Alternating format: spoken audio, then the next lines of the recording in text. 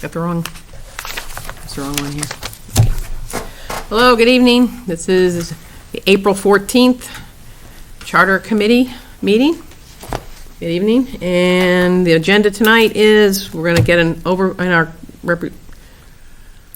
our colleagues here from the Collins Center are on. We're going to have an overview of the representative town meeting option. We're going to kind of complete the charter items for the legislative branch that we've been working on the last couple of weeks. We're going to start the discussion of the next section, which is the select board, and approve our meeting minutes. And I think we'll go ahead and get started with that. So, Anthony and Mel, you want to take us through this representative town meeting? Or do you have other things you want to say to start things off today? Well, I did, the chair encouraged and reminded me to sort of look at the tracker that the committee's using, I believe created by Charlotte. So I guess I just wanted to sort of touch base on the tracker a little bit for the committee. All right, can we hang on, because they haven't seen it yet, because Charlotte and I had some discussions, we wanted to update some things and so on. Okay. Okay, so. Well, the only thing I just wanted to share is sort of in my review of it, I did notice that it had these open representative town meeting. It's got some of the things that we're going to talk about. Right. We're going to talk about the shift, or not, I wouldn't say it's listed as shift, but the distinction between town administrator and town manager. We'll talk about that when we get into the select board and really the executive branch. So I think for comments, I think it's good for the committee to use as a tracking document to sort of summarize the notes. Right. And it's it's really sort of got some things that we're going to talk about. So I don't have any comments about it per se. Yeah, I think that we'll use the categorization going forward to park some things, I think, that are for future sections and so on, but so. Okay. And so I'm gonna turn it over to Mel to do a quick overview of it can be quick depending on how many questions from the committee, but to do the overview of the representative town meeting. And then we're going to get into, so what happened is we drafted language that was, I believe, sent to the committee a couple weeks ago for the actual language in the charter around town meeting, open town meeting.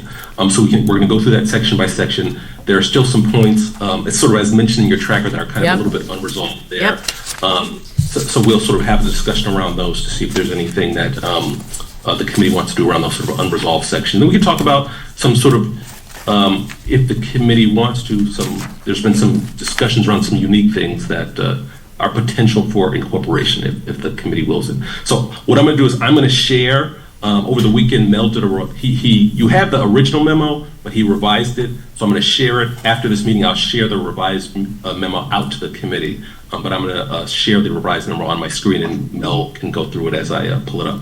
So Mel, give me 2 seconds. I'm going to pull it up, and then I will turn the show over to you.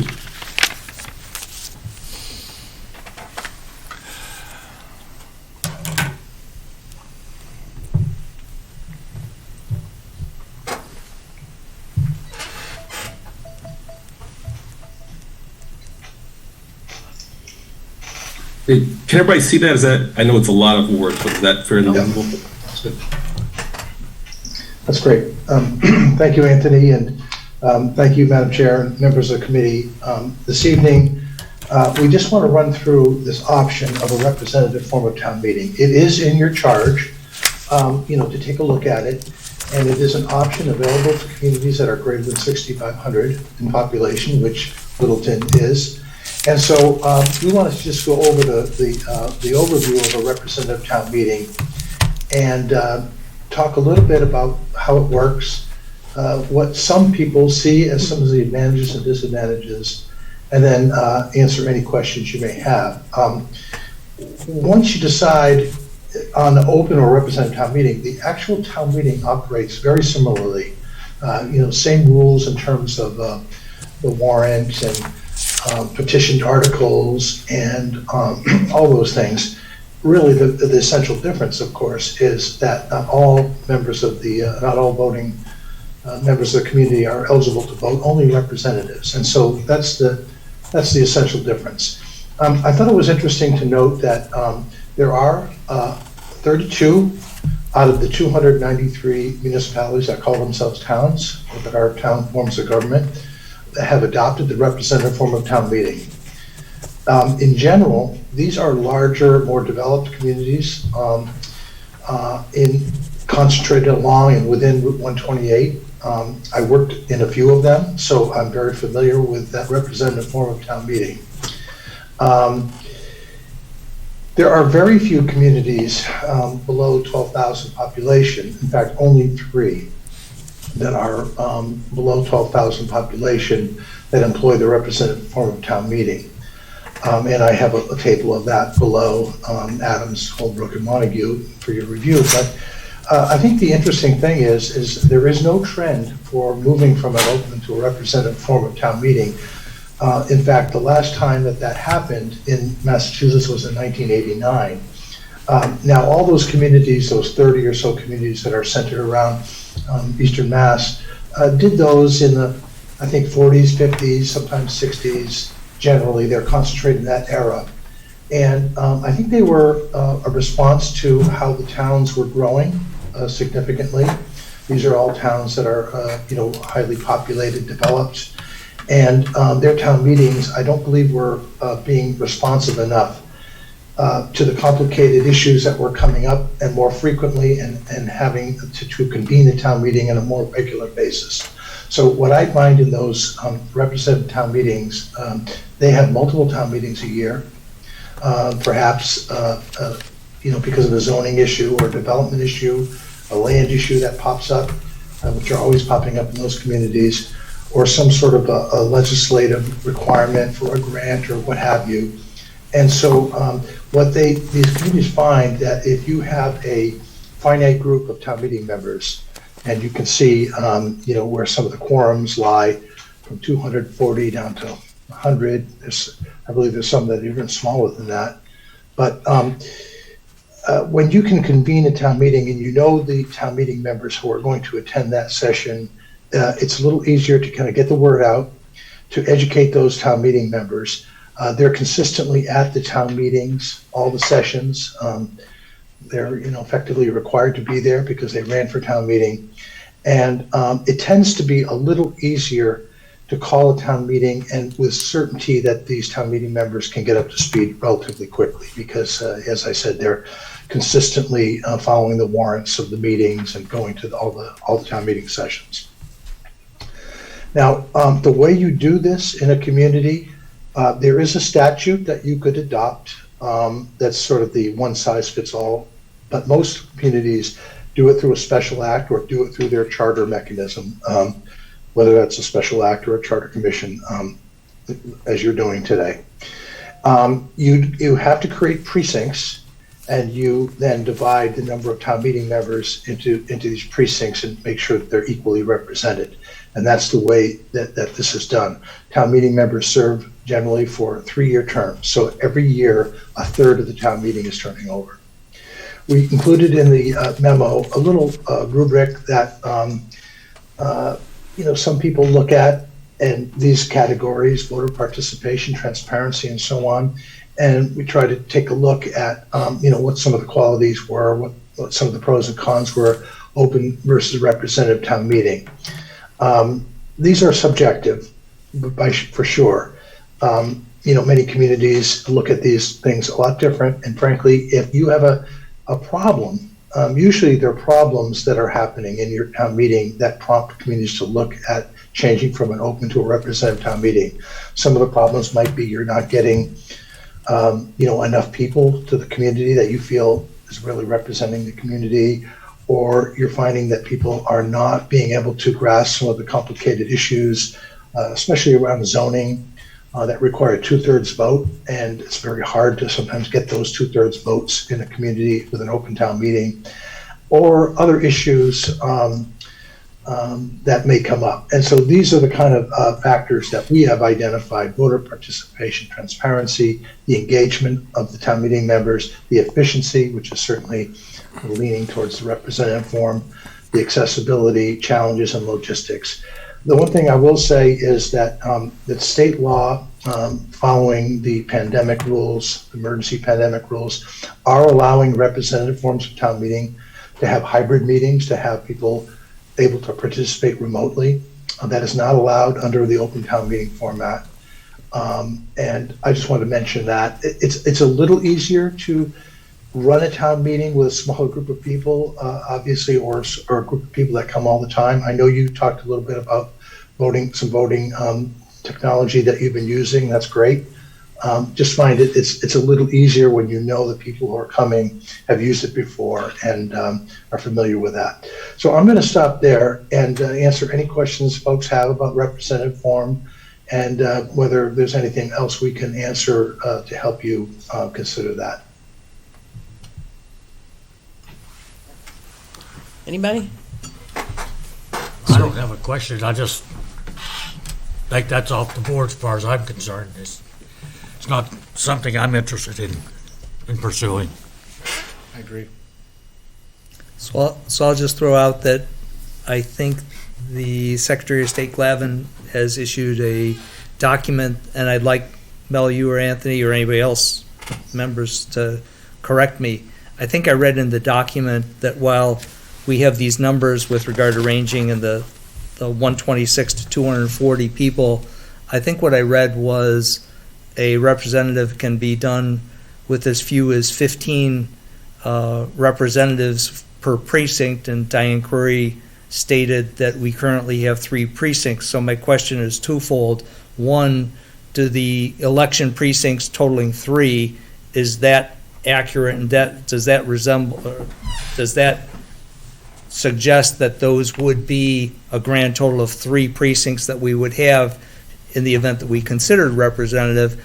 And is that minimum 15? Because I personally don't think I'm for representative, but the idea of reducing it to 45 people is a very, very significant difference. I want to make sure the other committee members hear it correct, hear that it could be as few as that, because there are identified in the grid as benefits because you have fewer people that participate, and therefore their level of information is maybe greater than what exists in an open town meeting. So I'd like those 2 points to be either altered from what I've conveyed or confirmed that that's accurate, so that I'm dealing with additional information than what's been provided. I'm not exactly sure which document you're referring to. The standard town meeting, or the generic town meeting option for representative form is 240. I know of a town meeting that has 70 members, but none below that. But I can't answer that specific question without understanding more fully. Anthony, do you understand the question better? I don't. I'm not as well versed in representative town meeting as Mel, so I don't have too much to add other than, and Mel, correct me if I'm wrong. You wouldn't be creating new, if you went this route, you wouldn't be creating new precincts. You already have voting precincts, so you would be picking a number for those precincts. And again, Mel, you would know more than me. I'm not sure if there is like, let's say you're correct in the guidance from the Secretary of State says 15 per precinct. I don't have a memory that there's an absolute number that minimum number you have to do for the entire town. Mel, I don't know if I'm speaking out of turn here. I don't know. I mean, I'd like to see the document before I could answer it better. But as far as I know, well, you can create a town meeting lower than 240 through the special act, but I don't know how low, and I'm going to have to research that. All right. Yeah, I do know that the It may not lowest matter. is 70. If nobody has let's go through and see what the interest Exactly, is in this exactly. before Well, we just- go into the details of it, because if nobody's interested in going that way, I'm not sure it matters, Rob, is my point. Maybe it does, but you just want to know the answer. Or do you think go ahead.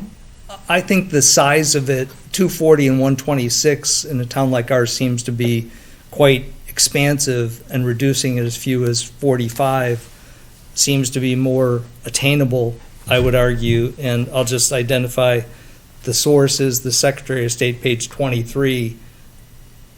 So that document can be looked up, and with that, I can move along. Okay. Are you looking at the Citizens Guide to Town Meetings? I did not take a picture of the first page. I'm looking just to make sure I see that. Yes, it is. That is correct. Yeah, so on page 23 of that. I don't have the exact page number, but yeah, it does say that there's, sort of, I think that it's got the lower limit of 45 and the upper limit of, the number Mel said. I don't know, I'm not as familiar with the statute as you, Mel. I can't remember if there's a minimum in the statute. Yeah, I read that too. That's where it came from. Yeah. Okay, so that's all I wanted to make sure was we all understood as opposed to the grid showing 126 to 240. To me, it's a marked difference. I want to be aware of information like that, but you can move Okay. on. Okay. All right, got everybody clear on what that is, yeah. Go ahead. Questions, comments? Yeah, sorry for being late. I was curious if there have been any surveys or if there's any literature of towns having moved to representative town meeting in terms of how they felt about it. It strikes me that it could result in people feeling sort of disenfranchised in terms of their ability to make decisions, and maybe logistically easier. But I'm curious if there's anything other than sort of generalized statements that would help us to understand like what the actual impact is on residents, because that would be my one of the reasons I'm disinclined towards this option is because of that. It hasn't been done since 1989. Yeah. So in those places, did they regret it? Was that before cell phones? I mean, My opinion is like democracy is messy, but every citizen should have a right to vote. And when you start to pull the citizen's right to vote away from them and say, this person knows better than you. And yes, I've been to long town meetings and we've talked about how the public needs to educate themselves on what they're voting on. But I think if you pull that right away from them, then you're pulling democracy away from them. and the responsibility, too. Making people less engaged, right? That's Absolutely. Like, on my business, yeah. I would ask whether we have all the inputs we need to make a recommendation. Do we want inputs from other people on this point? Or are we going to make the decision ourselves? Do we have all the information we need to make a recommendation on this point? Should we seek input from others on this point? Well, I'll, I just want to touch on that and sort of what Charlotte said. I'll do Charlotte's question first. So I'm not aware of any surveys on voter status or citizen satisfaction around around representative town meeting. However, we do regularly look at voting data, and I would say, and I can send this sort of data over to the committee, but one of the things that you do see is you'll see, again, you'll have, a certain number of candidates, right, for each precinct in a representative town meeting community, and then there will be a number of blank ballots. You'll often see the winning candidates receiving less than half of the total of ballots, including sort of people that didn't cast a ballot for anyone. And so that's often an indication that you can think of sort of voters not having a certain level of awareness about who they're supposed to pick for these particular things. So that's sort of an indication around the sort of from voting data about how voters are maybe experiencing that form of government.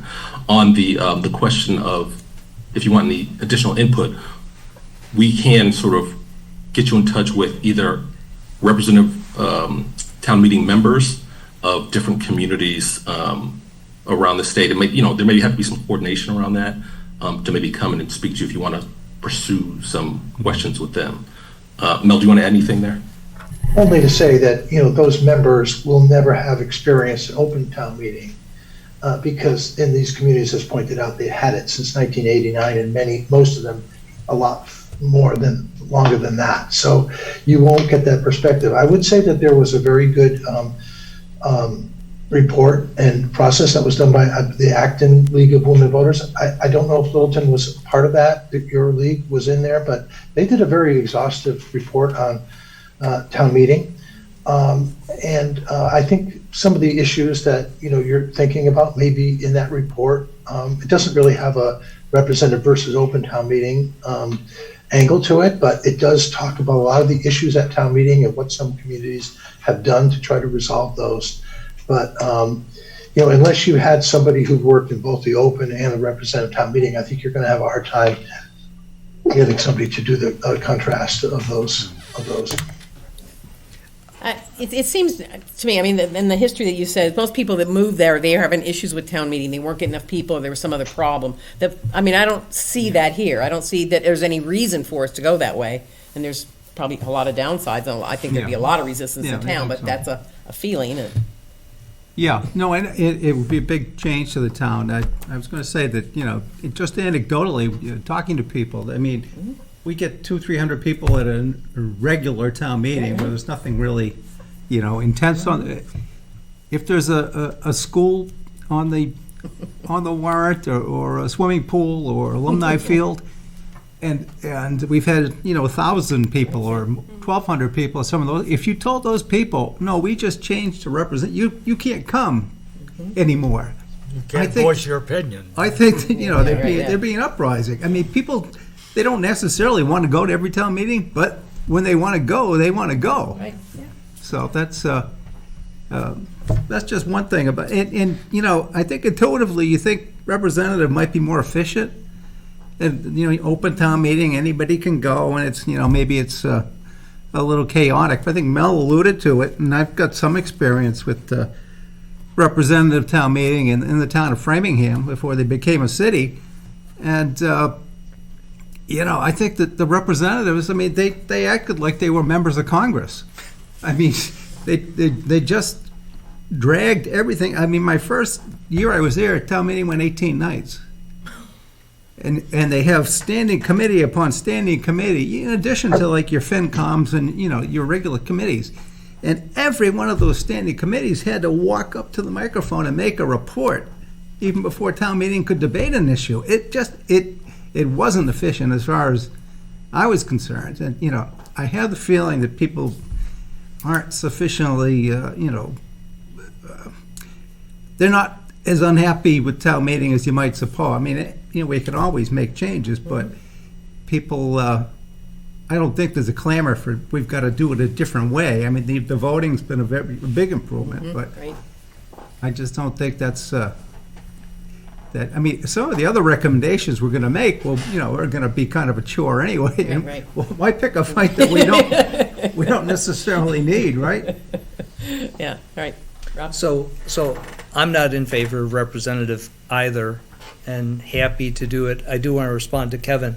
I think that we've identified in the work plan that we'll hold 2 public hearings, and so I would argue that if we were to make a decision this evening with regard to not be inclined to spend any more time on this form, I think that's appropriate, and I would encourage us to do that.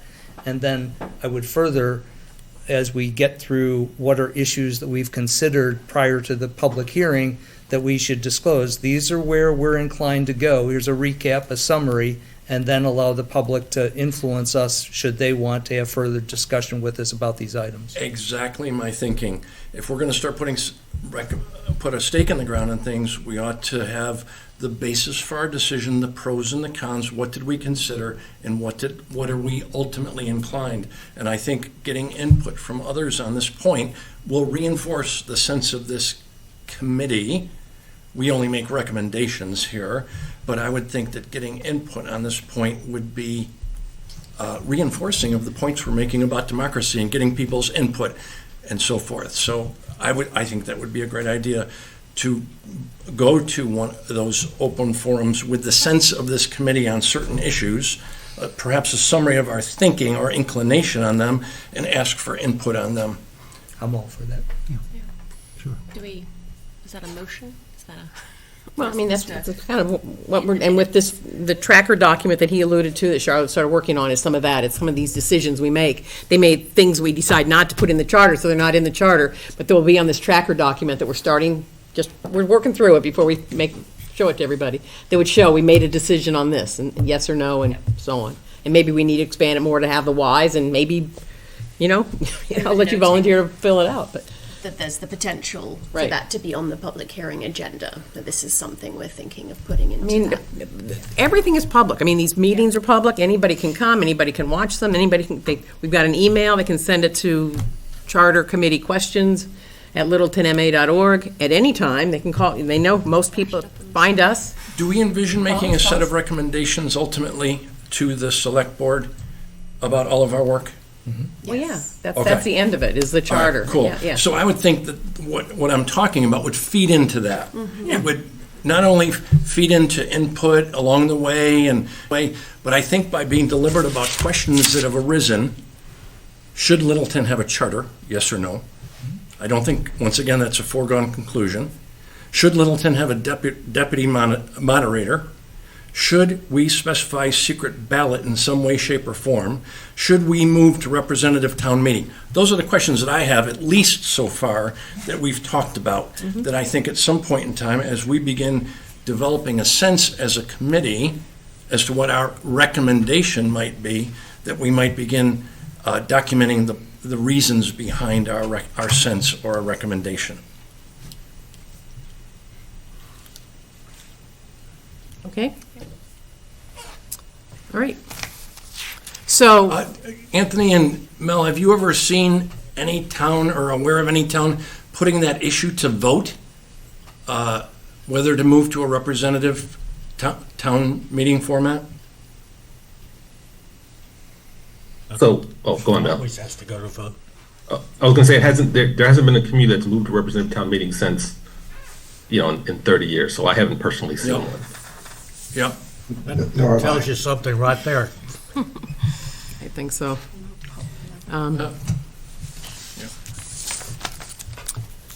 Okay, so the committee is going to go forward now with, we're not going to pursue that. It's on our list of things that we discussed, so it would be documented that we discussed it, but we're going forward with not touching that one right now. We're not going to go that way. Okay, great. Okay. Thank you for that information, for the presentation, Mel, again. All right, so now we're going to go through and we're going to go through the charter sections that we have put together, that Collins has put together for us based with some of our input. I think we have some other things, further things to discuss and go through and update that on. So, So I will just sort of to orient the committee to the document sort of a little bit. So this is kind of, I don't want to say it's similar to the tracking document, but on our side, sort of we are creating the charter as the committee is sort of, making decisions or sort of leaning in direction. So this will be sort of a living document. We will re-provide it to the committee as, decisions are made. And then there are some sections in the document, particularly Article 1, that we consider sort of standard language. So this is, generally language that doesn't change much from charter to charter. Even though I'm saying that it's standard language, I would recommend that everyone take a look and sort of, this is going to be Littleton's document, so feel free to, if you want to discuss any of these parts, we can do that. And I would draw everyone's attention specifically to the definition section. Oftentimes, that's where a lot of interest can lie, because that will affect other things that we do later on in the document. Having said all that, I won't specifically be coming back to it unless directed to by the body, because again, we consider it kind of standard, but again, it's entirely modifiable. So with that,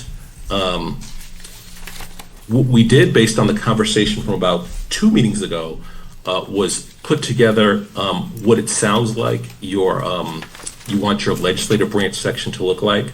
And again, this is specific legislative language that will ultimately be adopted by the legislature, assuming that this body recommends and the town moves forward with the charter. I'll do a quick overview, then we'll go over by section. So it covers some of the items that we talked about, which is the power of the town meeting, who generally does what at the town meeting, where it can happen, when it can happen, and what are the processes that lead up to it. I've got a sort of pin here on the quorum, which I'll get to as we go through section by section. That's something we discussed. We also discussed secret ballot, which I'll go through with some explanation.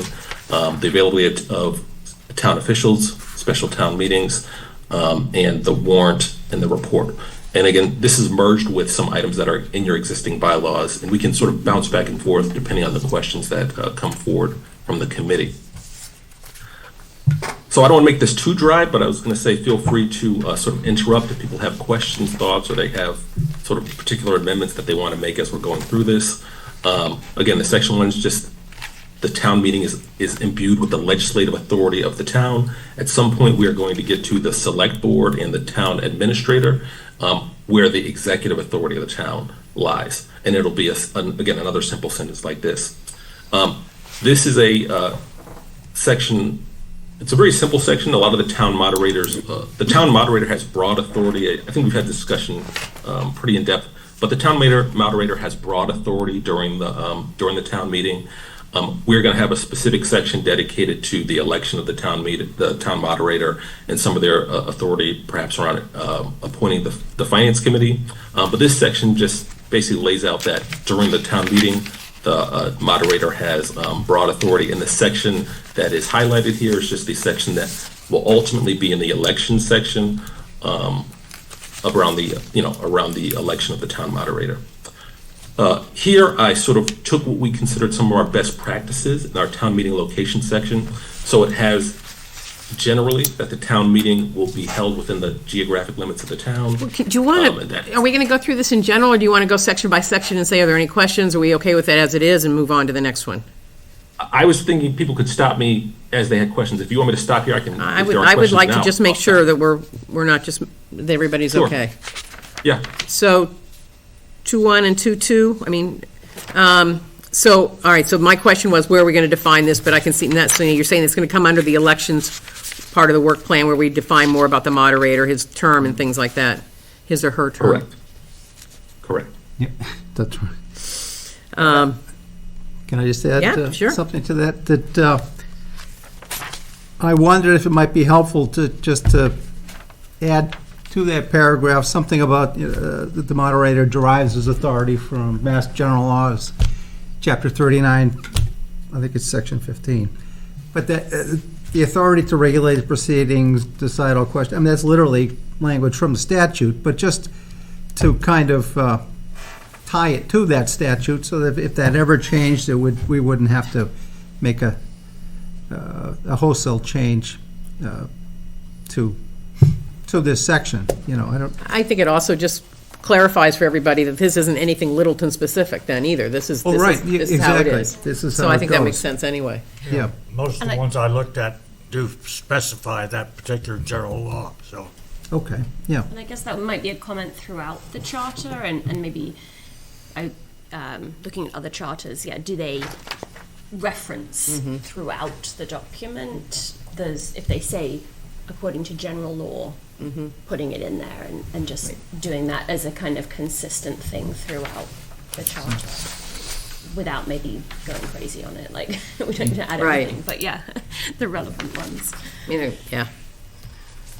All right, We typically don't get too specific, because if a general law changes, it gets reorganized and there's a new number or something. So sometimes we'll just reference the general laws, maybe the chapter of the general laws, but maybe not get so specific into sections and so on, because those could change in the future. okay. And in fact, one of the sort of, and I can make this modification between now and the next meeting, but one of the things that we generally do is it'll be sort of catch-all language that will say, any authority pursuant to state law. That way, you don't have to worry about if the sections are changed or things are modified over time, that you have to modify your charter. Yeah. Kind of says that in the last line, now that I read it again. Yeah. Thoroughly.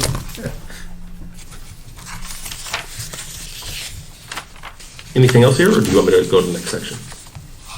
Very good. All right, 2.3? I apologize. Before I go to 2.3, so did you want to continue to make the modification to this section, or is it fine? We just want to add the modification about the referencing Mass Standard Law. But isn't that stated as may be authorized by general law? Oh, I'm sorry. It does, yeah. It's there, yeah. Well, as may be authorized. Is that the same as it is? Okay. All right. All right, is it by general law, is that good, or you want it to say Mass General Law, or is that, It's, I think it's understood that it's Mass General Laws. but Okay. Yeah, All right. that's fine. all right, so we're saying it's okay then, no change necessary. Okay. So this is, so if you go to 2.3, this is one that does not really exist formally in your bylaws. So we incorporated this sort of from the best practices, which, again, the sort of short and long of it is that town meetings will be held within the borders, the confines of the town, except, and this is usually, this outlet is really for extraordinary circumstances, assuming something sort of unforeseen happens in terms of a natural disaster or something, that the town meeting can happen outside of the town limits, as long as it's approved by the select board. I'll just say that one thing that I do see in some communities is they limit this provision, this ability to go outside of the town limits, to other contiguous municipalities. So that's one, I didn't put it in here, but that's one thing you could add to is sort here. of limit is in the here. ability. It is in here. Well, does item C negate that section in item What would B? that- Meaning that the select board could vote to hold the town meeting, on the other side of the state? Yeah, so that's C is sort of broader. So is this I a would B or a say- C? Oh, no, Or I'm is it sorry, both? let me back up, because I got actually ahead of myself. So B says, so I did add this language, and I'm sort of catching myself. B allows them to have it outside of the town, but within a contiguous community. And then C is the mechanism by which that decision is made. C states that you can only have the town meeting outside of the town by affirmative vote of the select board. So It that's says me, that I'm in sort of, B, I'm sort though. of reading quickly here. But B also says, at the sole discretion of the select board, so C still seems redundant. Or changing, because it says it can go anywhere, not just contiguous. Or you could add after sole discretion and affirmative vote. And I think that covers what's in C. So you want to merge C with B. Okay, but they're two different things, though, because C doesn't specify contiguous, so we want to say that. It says to the geographic limits of a contiguous municipality. C does, yeah, C doesn't say that, right? Correct. Well, I apologize. I think I'm confusing the committee. C is meant to say that the select board makes this determination by an actual vote. Could you have So C C is without, could you have C without B? Could you have C without B? Then you don't have that. I think you could, but then you wouldn't be limiting, yeah. Well, that's you what I wouldn't be mean, like, limiting- if you did, Yeah. if you were the select board and you read this, could you say, I'm just gonna skip down to C and Right. not pay attention to B? So is it and, or is it a choice? Because I think that's what we're wondering. If you just have the option to choose C, that the town meeting can be located basically anywhere if the select board says so, So in C which is, case we don't so want that. B is what creates your ability to have a meeting outside of the contiguous, outside of town. And it limits having meetings outside of town to the contiguous municipalities around the community. C is the definition of how the select board can move the town meeting, right? It has to take a vote. So if C we doesn't just- specific, B, oh, go on. I was just going to say, so if we just, for B, if you just went up and say, at the sole discretion and vote of the select board, then we're covered, right? That's really what you're trying to say? That could simplify it, yeah, yeah. Okay.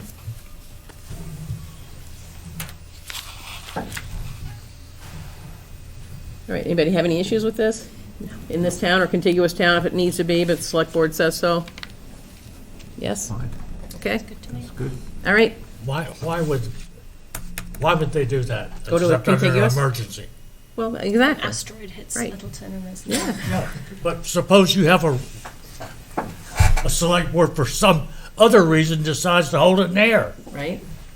Just gives them the opportunity to do so. It does. No You'd get reason. a whole select board, though. You'd have to get, not just one crazy person. It would take the whole select board to do it, but, yeah. Say under extraordinary circumstances. Yeah, my concern with C was if you had like a rogue select board, and they all, they're, okay, we're gonna hold it, in the Berkshires. Because we don't want people showing up and voting for this stuff, right? It's far-fetched, sure. It is, but I think it's something to consider. Yeah. But can I Yeah, mention- I mean, these days, everything is, things that you never thought were possible are possible, right? Wild card. Moving right along. Moving right along. All right, so we're good then? Everybody good? We're gonna have A and B, B modified to say at the sole discretion and vote of the select board. Yep. C is gone. All right? Anthony, Mel, you And good? so- Move on? Yep, that's good. So 2-4, the time of the meeting. Now, there was some discussion when you had the town administrator and the select board member and the clerk here at the last meeting. What I got from our meeting before that was that we had sort of limited to always be the first Tuesday in May at a time determined by the select board, so not the 7 p.m. that was in the in the bylaw. However, think that's the I right word. think that there was some conversation about The bylaw. being allowed to Weekday. determine the day of the Could week be, versus that's what I just thought having a too. specific day. yeah. Is it the first week or is it the first, it should be the first weekday. We're not specifying Tuesday. I'm pretty sure of that one, Anthony. But I was, is it the first week necessarily, or is it the first? I think it's the first. It was always the first Monday. We changed it to the first Tuesday. Well, it was, let me just, I'll switch over. I have the bylaw right here. Okay. Give me 1 second. I'll share my screen again so you can see what I'm looking at.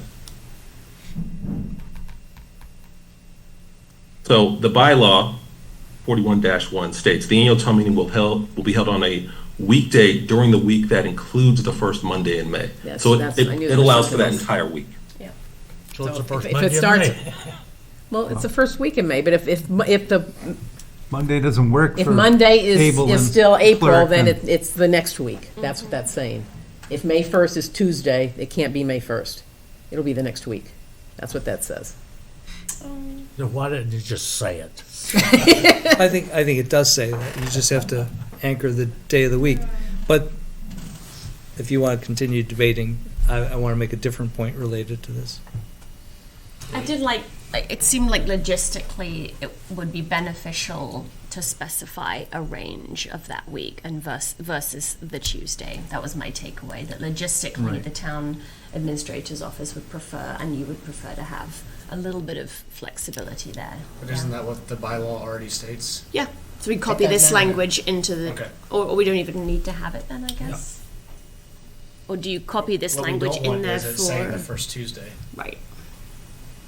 Is the, I think we should be specific in terms of the time frame, like the first weekend in May, because we need time to do town meeting and then get the budget all set, so. But as to time and the exact date, we can leave that open, put it in bylaw. Leave it open to the Board of Selectmen. could you, is there redundancy, Anthony, in taking just literally that language, copying it into the charter for visibility and transparency, so everybody just knows it? Or is it, does that create confusion if you have those exact words both in the bylaw as well as in the charter?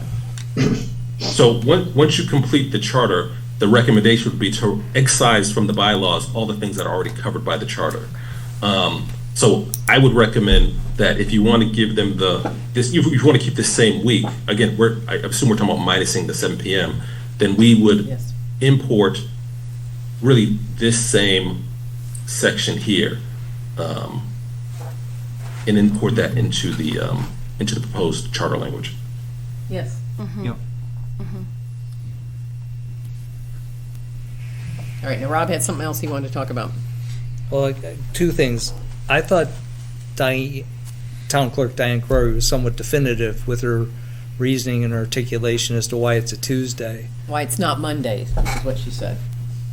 Okay, I thought her remarks were also quite persuasive to me with regard to Tuesday as opposed to Wednesday, Thursday, et cetera. And I also feel that in prior meetings, when Diane wasn't here at the last one, that I think I recall hearing that we tend to have a greater turnout in the annual town meeting, and it was espoused as a theory, not a fact, but a theory, that may have something to do with people can mark it on their calendar. And I'm moved by that with regard to awareness of how families with children in school focus on the school calendar. And similarly, I would argue that I thread all those together and say, if the public is interested in attending a town meeting, informing them in a way that they can then read the bylaw or the charter such that they know definitively it's going to be on that Tuesday or on that Wednesday or on that Thursday, many months in advance, that might bring the desired greatest number of people to be able to anchor. I shouldn't schedule something on that date because that's the date of when it's going to be our town meeting. And therefore, I'm more for closing the window of the Tuesday, Wednesday, Thursday into a very specific date within whatever week and the phrasing, et cetera, of the bylaw, which I'm fine with. But I really like the aspect of trying to bring, by anchoring it a day of the week, bringing awareness of that to the public and not have it be subject to the whims and decisions made by the select board that could vary from one year to the next. So that's one point. I have a second point, but that's my first point. So how many months is this, the town meeting's booked, how long in advance, how far in advance, Tim, usually? You know, They, annual town meeting. when they reserve it with the school department? Yeah, probably the actual 6 say- months. That's probably at least 6 months, but they know the date, almost a year in advance. But I don't think that date's identified and communicated to the public, and if so, It's been the first Monday in May for years, and it didn't, I don't know if that affected the turnout, but more what's on the warrant, but All right, so that's your opinion, that if it varies from Tuesday to Wednesday, that could make a difference to people in terms of planning to be there and so on. But on the topic of the informing the public on when the date of the town meeting is, Yeah. if it can change every year, how far in advance does the general public know when the date of the town meeting will be? I would argue that then you have to follow the schedule and have to track the select board meetings for when, and often what they do is they propose a preliminary their schedule, timeline? then a final schedule. Mhm. the planning timeline the board uses, do they? Yeah, but where is that? I mean, where would people find that if they want to go? If you went to the Oh, yeah, I town agree, calendar, that would should it be there yeah, with the? That should be online. But that's my point, is it requires the public, rather than know definitively through action that we could consider recommending, to having to track various select board meetings, which are buried within numerous agenda items. And I find the opportunity before us to make a recommendation that establishes it to be something akin to a school board establishing when we're going to go on vacation, so that everybody can just, it's known. It's not subject to change. It's known. Although that does change regularly. Except Unfortunately. you know literally months in advance. You don't know, like, I've attended the meetings of the select board in the current cycle, and it's preliminary, and then it's updated, and it's updated. But in order to really have that, either you're going to go through the LCTV, or else you're literally going to spend hours watching or attending the select board meetings. And how many people are really, if they're interested, but again, if you don't find the argument that I'm making convincing, then move on. You've given me the I mean, you chance can to also articulate it. say that just needs to be posted on the town calendar 6 months in advance. I mean, you could do that too. Well, I'm curious with the Collins Center, what do you find other towns doing? And can I glom onto that question? If I can glom onto that? My recollection, Mel and Anthony, was that things up in the charter, you better be certain that you're going to live with them from now until doomsday, because to change them requires something pretty significant. Is the specification regarding time and place of the town meeting better in a bylaw? The specifics? With something very, very general in the charter, saying that the time and place of the town meeting will be as specified within the bylaws of the town, so that I believe bylaws can be changed more readily than can a charter. Any thoughts about that? So there's a large range in terms of communities, in terms of what they put in terms of timing.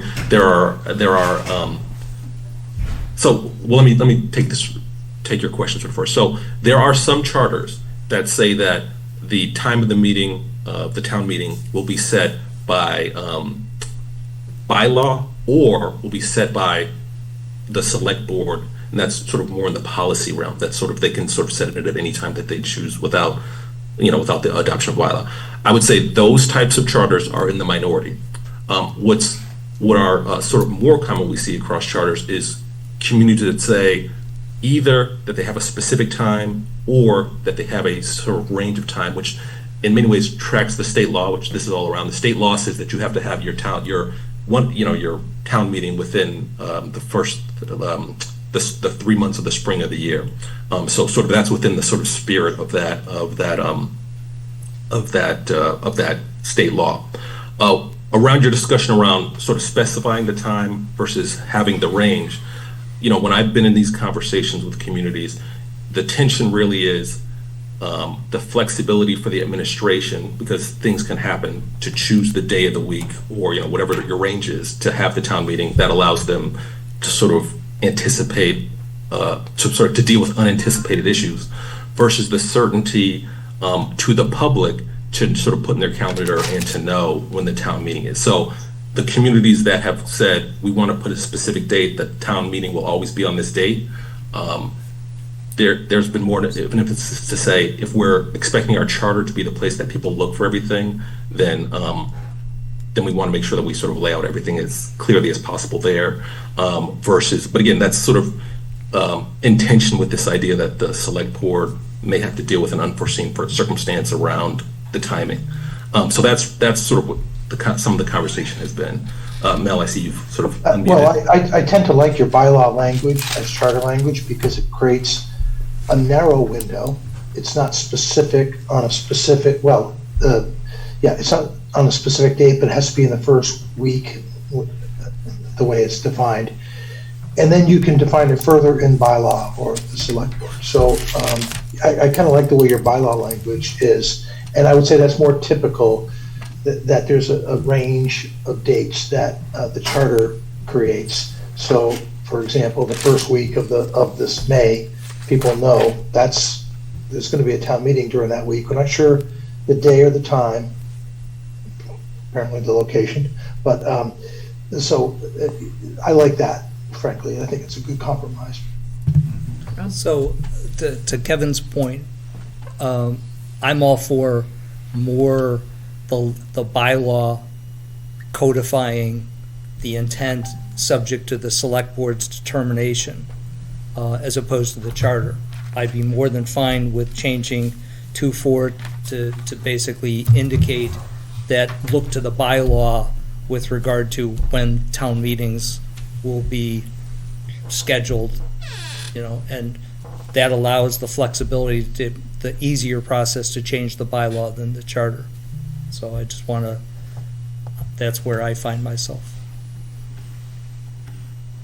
So we're saying to the current wording we have in the bylaw, that's good then for the charter, that'd still be the first week of May, more or less, Well, yeah. No, I think what we're saying is make the charter vague. Don't say it and all. Reference the bylaw and then let the bylaw dictate the date range. So you don't want to have any specificity about, you just leave it to state law in the 3 months. In the bylaws of the town. The bylaw would say it, Which were but the- not the charter. No specificity in the charter, Right. have it in the bylaws. And just in the charter, say that the time and the place of the annual meeting will be as directed in the bylaws, bylaw section, whatever. That's where I am. I agree with that. Okay, That's agree with reasonable. okay. Yeah, I think then we don't have to change the bylaw. Because this, I mean, changing the charter means you go to the charter state. just refers you back to the bylaws. Right. Whatever happens down In the that road. case. Yeah. Okay. So what are your feelings on that, Mel and Anthony? I guess I would say referring to the bylaws is, I guess, not the trend, and that's sort of, we wouldn't recommend it. I think we would generally recommend either you put the range or you put a state specific in the charter. But again, if that's the will of the committee, that's the will of the committee. Well, I mean, it really does lock you in. What if something big happened and you really couldn't do it that first week of May? I mean, this says you have to. Could we just reference that's- the Massachusetts state law that says the first 3 months in spring? Yeah. And then for specific date range, reference the bylaw? Well, in an emergency, the select board can make a change. During the pandemic, town meeting was in June. That's true. Oh, that's true. Good point. They can always ignore what it says, basically, in a bylaw.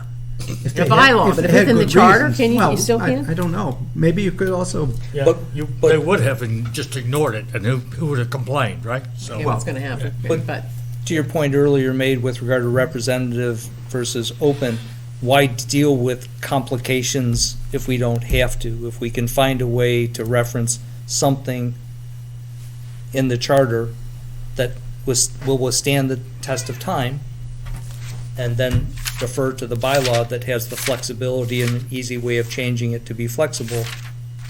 Well, yeah, it's easier, but bylaws still have to be voted on at town meeting. Right. Correct.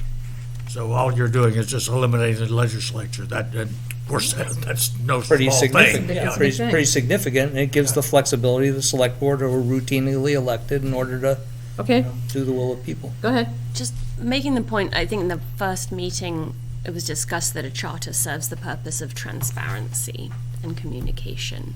So if we duck out of some of these things by saying reference the bylaw, we run the risk potentially of the charter sort of saying reference these bylaws, which for an individual trying to understand their governance structure might end up sort of feeling like just being pointed in a lot of different directions, but I'm none the wiser as to like how my governance structure is run. So I see that there is a potential tension, like the specificity and then the sort of permanence in the charter. On the other hand, if it's a one-stop shop to kind of understand your town governance, I'd like it to be in there so that I could, reading the charter is then illuminating as opposed to just, now I got to go and look at all the bylaws. So It might be too early in pro the and a con. process for me, because I think this is just our fourth meeting, but where I come at it is that legislative requirement to change charter is somewhat onerous, and I might come out with, if our end result of all of our work is going to be a recommendation to the select board to, much like Kevin and some of us were talking about, identify those things that we think and some of the basis for why we're articulating them. And I maybe am adding on a new layer with regard to, with our recommendations, whatever they become, comes this aspect that we willfully recommend, should you folks want to recommend, that you highlight in order to be transparent with the public these key features that we contemplated, but we made conscious, willful intent in our recommendation to put in the bylaws, and yet we think they're worthy of you communicating to the public, whether it's newsletter or whatever, that this is where you can find some of the key aspects. These are in the charter, but some key aspects in order to be flexible with regard to changes that we think require flexibility, they're within the bylaw. Here are some of the biggest important ones. And then over time, if they get feedback that that's not needed, lessen your communication, and if you need more, increase your communication. I have a question for Anthony and Mel. So assume section 2.4 said we'd hold the annual town meeting on the first full week in May. Does section 2.3 allow the override of section 2.4? Meaning, can the select board vote to change it? Can they change the location and time, or just the location? Just the location. Okay. It would be, I don't think I've seen it, but I'm thinking the direction we're going, maybe you could have a provision here around an extraordinary circumstance allowing a different time as voted by the select board. I don't know, Mel, have you seen anything similar? This one is for the location one. I don't recall, but you could do that. You could put an emergency provision if you needed it. Question. Tim, Yes, yeah, for eons, it was the first Monday in May, right. and that purported with the general laws, this is the last 3 months. Why was it first Monday in May? You were here involved in this a lot longer than I was. Is it first Monday in May because so much that happens at town meeting has to go to the Attorney General's office? I don't know. I mean, it was always, Yeah. it was always the first Monday in May, and the election was always the first Saturday in May. Yeah. Many years ago, they used to be on the same day, if you can imagine that. remember that. Yeah, but, then There's it- no requirement, in their requirement that some of the items that are taken up at town meeting have to be No, approved. and I mean, I know there are other communities where it's totally silent on the date of town meeting or the when or where. In Carlisle, where it worked, it could be in April, it could be in May, it could be whenever. I just the looking board for wanted. a reason to be. Well, I don't know if this is answering your question, or pertinent, I think it is, with regard to override decisions, where we have the sequential, as I think we all know, Shaker Lane is going to be an override decision coming before us. So in the November meeting, town meeting, it's going to require a 2/3 majority to then be considered in the subsequent election. So there's a timing sequence of step 1 and step 2 that have to be both tightly, well, my term, tightly connected, but nonetheless, there's a relationship between the first before you can even move on to the second. Okay, so for this, I mean, do we really just want to say just in the bylaws, or do we put this in here and then also have a clause that says in exceptional circumstances, a select board can override It it? sounds like referencing the bylaws alone is not normal, Right. according to what they're saying, and I Yeah. agree with your point. Have something in there to give I- some We're reference not being to called it. together as a. I'm for having something specific as to time, even if they give them a range of the week. With the I wording agree. that we have now. Okay, we're all good with that one then? Yes? I'm not. I think, I thought that a charter was a very high-level set of guiding principles, not down in the weeds. This strikes me as down in the weeds. And heaven forbid, you want to change it, you're going to have to go through heaven and hell to change it, this point. And I don't know why you couldn't say in the charter that the town meeting will be conducted on a time and a place consistent with Mass General Law and the bylaws of the town, and leave the specificity, just as it is today, in the bylaw. But that's where it is today. You and- could use that for every item that we're going to talk about. Oh, I Refer to the bylaw. I hope we're very careful about the degree of Yeah. specificity we put in the charter. Yeah, I think that's, some things we need to pin down, and that, I think that's one of them.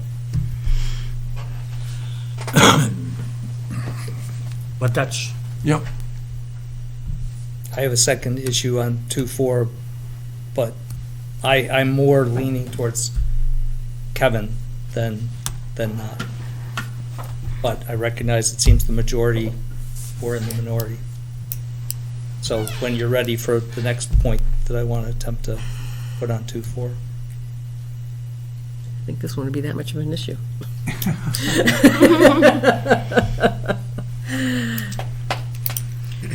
So you had something, Rob? Is it? Yeah, if now's the time. I think in the past, we've discussed the one meeting or two town meetings, Okay. and, pardon? Yeah, I'm just not sure I want to go there before we resolve this one. Do you think Let's they'll go resolve this together? It's up to you, but, No, you can okay, because proceed. we haven't resolved, so I don't want to. I was waiting. Yeah, no, I I'll be get happy it. to wait. No, I'm, let's resolve this. Yeah, and taking, At I least think a if we sense of it. resolve this one, it might also help us move through some of the other ones, because I think there is an inherent kind of tension here between transparency and clarity of potential charter language and the permanence and kind of inflexibility that a charter may and may sort of put upon us, and where do we want to strike that balance in our recommendations? Because I think it is a balance. I don't know that there's necessary. To me, it doesn't seem like there's a right answer. It's sort of saying, where do we want, for maybe each particular issue, where do we want to strike that balance? And is, for instance, having the first week of May specified in the charter a restriction that we're willing to live with for 10, 20 years if it brings transparency to the people of Littleton? If not, flip it. Like, I do think it's not so much that anybody cares too much the date and time. It's kind of more, to me, it comes down to that principle of where do we want to put the weighing scales, yeah. I'm leaning towards that it should be in the charter, and such language as the town meeting will be held in the first week of May at the time and place specified in the bylaw or specified by the Board of Selectmen. what about, again, Anthony and Mel, the appropriateness of saying something like, traditionally, the meeting is held the first week of May, but the charter says, we will follow Mass General Law, and the specifics will be done by the bylaws. that make any So- sense to do that or not? Well, I think Charlotte sort of hit on the head. So I think in some ways that, that's it going, well, I guess we wouldn't recommend that route in terms of. All right, that's the in terms answer. of leaving it open That's all. to the hours. I think That's good. I like yes, no answers. I'll just But say- you currently got the bylaw, which limits it to the first week of May. Yep. So that wouldn't be, if you just put that in your charter, that wouldn't be a change from current practice. No, but we can change the bylaw a lot easier than we can change the charter. That's the whole point. So should the charter just reference the bylaws? Should it just say, well, according to Mass General Law, see the, and, put nice wording in to say specifics, day and time, not time, the specific day will be defined in the bylaws. Is that, do people feel good about that at this point or not? Or do you feel like, yeah, we're just giving everything up? Yeah, I just want to be careful about referencing the bylaws too high of a frequency, because then it feels like it's a kind of like a cop-out. And then why did we call this committee together if it's just to reference the bylaws? So I'd just like to point out that, again, we're going to have public hearings with regard to where we're leaning towards. We should state what we're leaning, and our end product is a recommendation to the select board, who we can, identify, highlight. Here are things that we were divided and didn't have unanimity with regard to our perspective, and you should consider it as you consider the report, and let them, weigh in. Because I think arguments, Charlotte, that you make, Kyle, others, they're very good arguments, and I agree. And I don't feel like there's a need to arm wrestle to a definitive. I'm very open with regard to the will, majority of the group, and move along.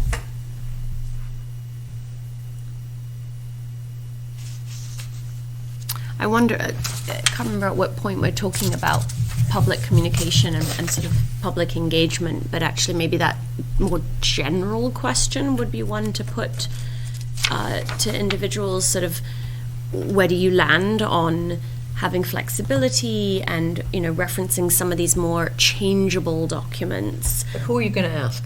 Who's Well, we're the- having a public hearing and a public Yeah, but communication. public.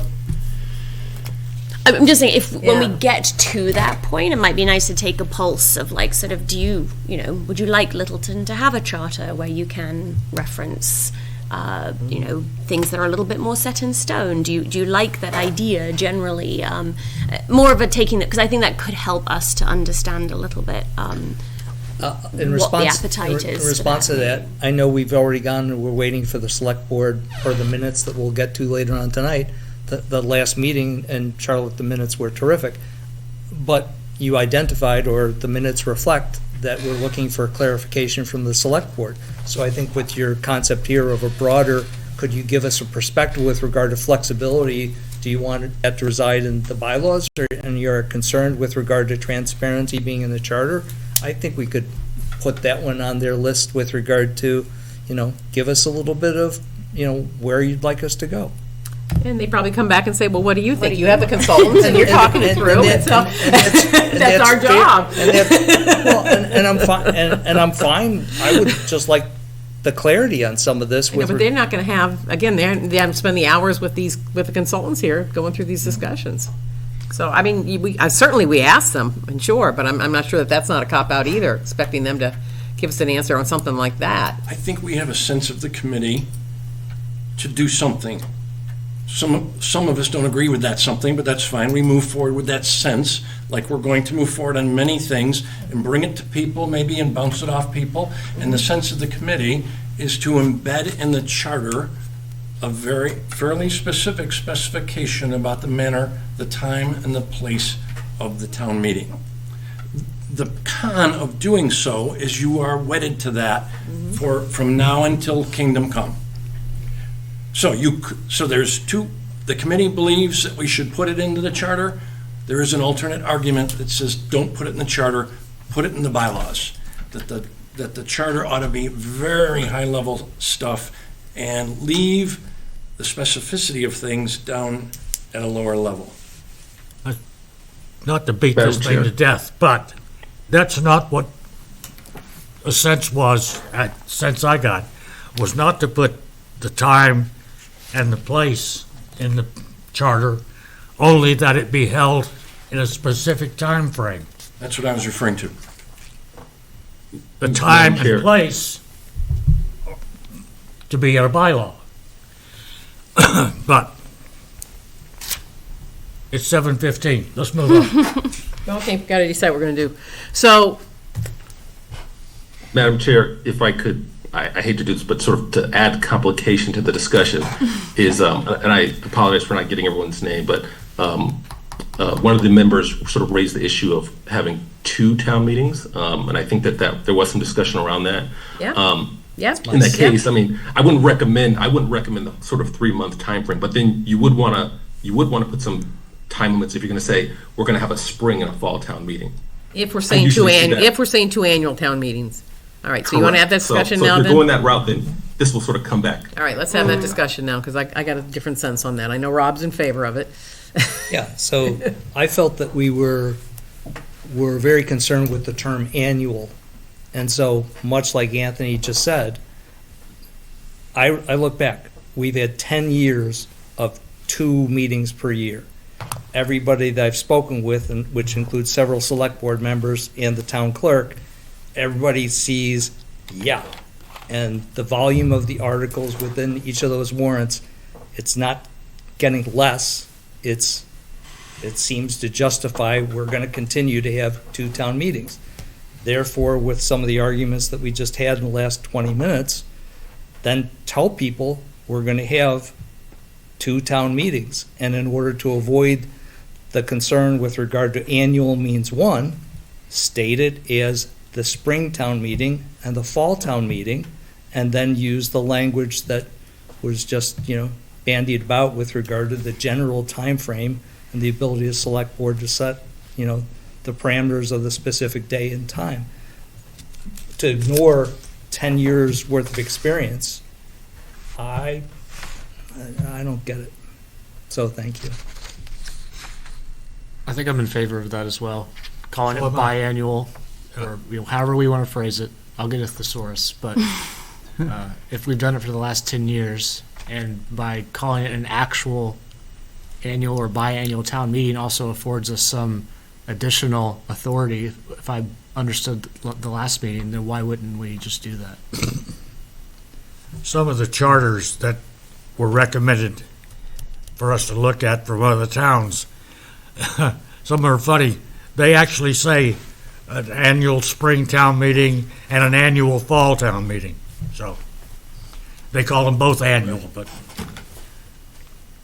I'm fine. My purpose is the intent. well, no, I'm just No, I agree. Yeah. And so if Agree with the annual is a word that is challenging and problematic to overcome, then I'm all fine with remove it, because articulating the concept of a spring and a fall represents 2, and I'd rather get to the intent and the meaning of having 2 as opposed to tripping over the word annual. I would agree with that. That to me is 2 completely separate differences. Like, one is communication, and the other is actual content. Are we agreeing as a committee to make a recommendation to have 2 for the annual town meetings? Because it seemed like the pushback there, the more meaningful pushback or con, would be that if you specified in the charter and you didn't need it, you'd still have to do it, and that comes at a cost. So I guess to me, that's the more meaningful question is, what is that potential risk of having a cost to Littleton that would not need to be there? And if I But 10 years of data says it will be there, so I don't know.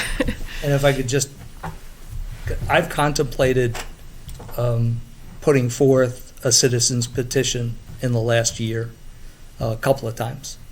And the existing abilities to do such things are as simple as, when it's a regularly scheduled town meeting, a citizen petition can be submitted with as few as 10 signatures. Now, to hold a unique special town meeting called by a citizen, that requires 200 signatures. Still relatively easy to do, I would argue. And what stopped me from doing it was the realization of how significant an event is that for a town with regard to the administration of it, and the cost, which is currently estimated by the town clerk to be $17,500, which I think that's onerous, and therefore anybody who would consider a citizen petition in order to articulate what they think should be addressed, no matter how important it is, it comes with a real incursion of wrath of the public with regard to spending monies that are just too significant. Therefore, I see that as a basis for actually framing a spring and a fall so that citizens who want matters to be brought forward have the ability to bring them forward and don't have to contemplate that aspect of, gosh, I'm the one that's forcing this. Me and 200 other people are forcing this upon the town. And that alone could be the reason for a potential idea articulated in an article to be voted down just out of a perspective of how dare you, take up the resources of the town in this way. But that's separate than having a fall town meeting, though, right? You're talking about an off. No. So I apologize for being confusing. What I'm trying to say is the existence of a spring and a fall allows citizens, should they have such issues, to bring them forward easier with as few as 10 and allow their voices to be heard. It doesn't, I want to create the opportunity for citizens who have issues in our community to bring them forward without having to burden, if you will, administration and the town for these special events. Less special events. Yeah, not to call a special town I meeting. know, just to Yeah. bring it up, but the fact is, I mean, there is a lot of administrative effort if somebody does bring a citizen petition anyway. I mean, you should still be able to do it, for sure. Yeah. But it's there, but if there's a special town meeting in the fall, you could still do it, and you could still. That's my That's his point. By having two stated that they're going to be there, any citizen that would contemplate wanting to bring an issue before the town knows consistently, I have my opportunity here, I have my opportunity here.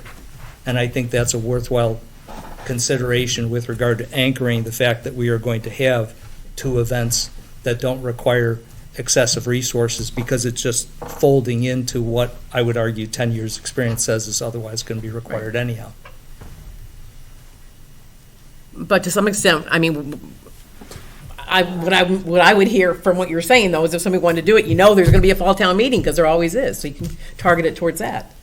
That's what he's saying. Okay, but What's the trigger for the special fall town meeting? Because I can see if the trigger has to be some citizen coming up and saying, like, I'm going to be the one that's going to make everybody do this, and everyone else jumps on that bandwagon, No, or that's is not. it? Really budget related, right? Because then if it's usually coming up the pipeline there's warrants, anyway, there's budgets and Information things that wasn't known in the spring. right? Yeah, Your finance committee, has new numbers from the state and. or timing, Shaker Lane, you've got state things you have to apply for, and I so you think got what Rob's saying timing. that You need those two technically meetings. by having this special, it's not guaranteed that you would necessarily have that Right. opportunity. I think most people would assume that because of the history of the town that it will come along, but it isn't a codified certainty. So therefore, I'm saying codify it in order Right. to make it clear, you're going to have these opportunities, so wait. You're going to have your moment. It's not that unreasonable period of time. I think But- the sense is that we do exactly that. We codify it in the charter. Okay, but then how specified are you going to get in terms of when it is? Because the fall town meeting could definitely fluctuate more. It's not always the same week, right? I'd argue- More, Right, Well, because the So- setting of the tax rate and. Well, some charters specify within the last 4 months of the year, and that gives you a big range to deal with.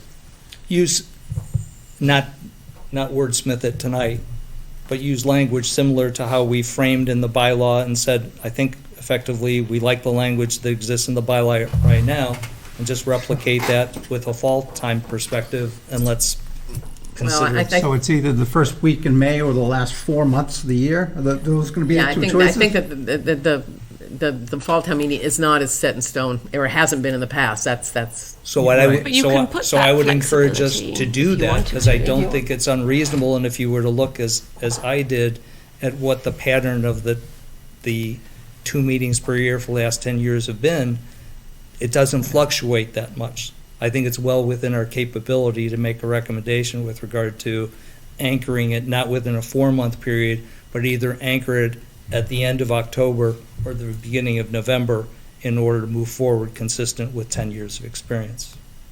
And maybe a question to the Collins Center where are there any charters where they've introduced a second annual town meeting in the charter, and where they have different ranges for one versus the other? So they may specify first Tuesday in May for the spring, and they may specify sometime in October or November for the fall. So maybe like, that's is that, to borrow your term, is that normal in Well, charters? You're stuck with sort of a time frame for the first spring meeting, because you've got to get the budget done before the 30th or the 1st of July. So there is a reason for that. Right, and I was wondering then to the Collins So- Center if they have that flexibility. Yeah, sorry, go ahead. Yeah, so to the question, you do have, and I can resend them, maybe people may have sort of lost them, but you do have we have 10 comparator town charters that we did send over.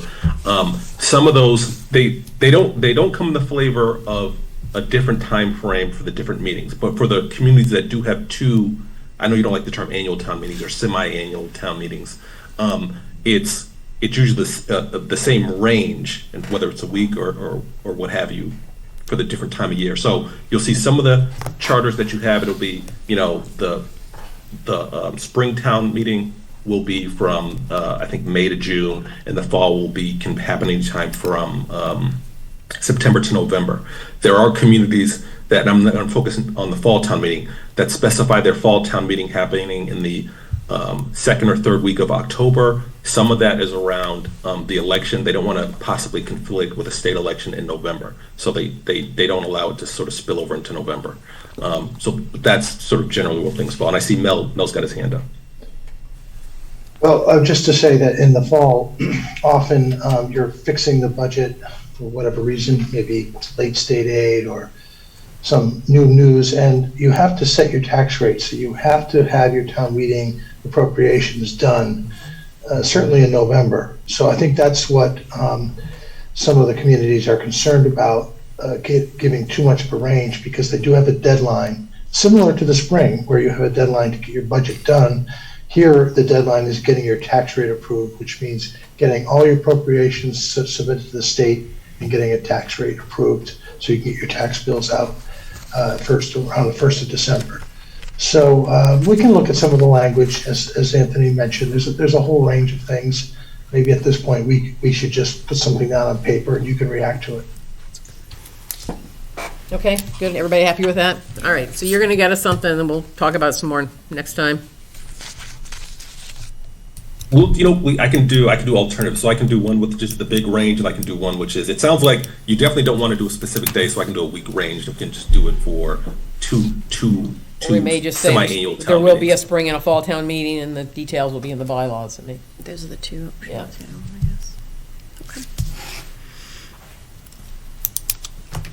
With that, so just to sort of firm it up for my notes, so 2-4 is going to be amended at a minimum to include a fall town meeting, and we can specify some time frames for you to consider for next meeting.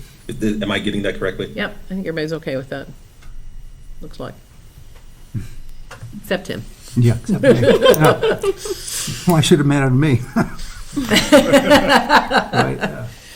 And your main thing is what? Just so that if we don't have to, we don't have to, because, Well, special town meetings are called at the discretion of the select board, and if there were not a reason somehow to Right. call them in the fall, Right. normally there are for budget Right, and right. other reasons, and the board has called them. We can trust them with that amount of discretion to know they need to call a Right. town meeting. It seems like,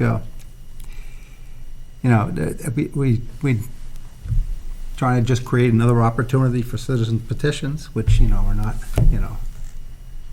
the main business of town meeting. right. you know, and, you know, semantically, annual means annual to me, and special means special, and I think if you ask the 10 random moderators, they tell you the same thing, but anyway, we'll look for that All right, draft so, language. so we'll go ahead and get some wording, and we'll talk about, we'll think about what Tim said a little bit more too, and we'll talk about it next time. So you could say this is the charter, if you stuck to the annual, and you're saying that's because the state law says you have to have an annual town meeting, but the others at the discretion of the select board. Well, that's what the general laws say, Right, that right. there's an annual meeting and there are Right. special town meetings, and Yep. Okay, all right, let's move on. Okay, so this next section, and I'm just sort of tightening up my notes. This next section is on, really this is about the notice, sort of when the warrant has to sort of be published. Here, there's one correction. This should be similar to your bylaws 8. The real changes that were important here was that we added the town's website. This is, you know, a new technology that is being incorporated in charters and bylaws across the state. There's a 14-day deadline in which the notice has to be sort of produced and printed. That's really the minimum by state law. In theory, you could want to give more notice. You can have sort of debates around the pros and cons of that.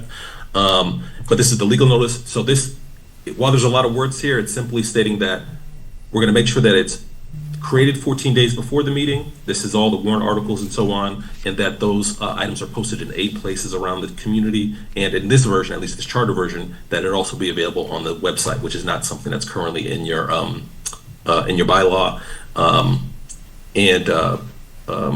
And again, like B is just sort of more mechanical around that the notice will state, in addition to all the warrants, the time and place of the town meeting. Anthony, in the last sentence of that paragraph, it says, shall not be in violation of this bylaw. Should that That's be? probably a Scrivener's error for me in terms of bringing some parts of this over from your bylaw. Yep.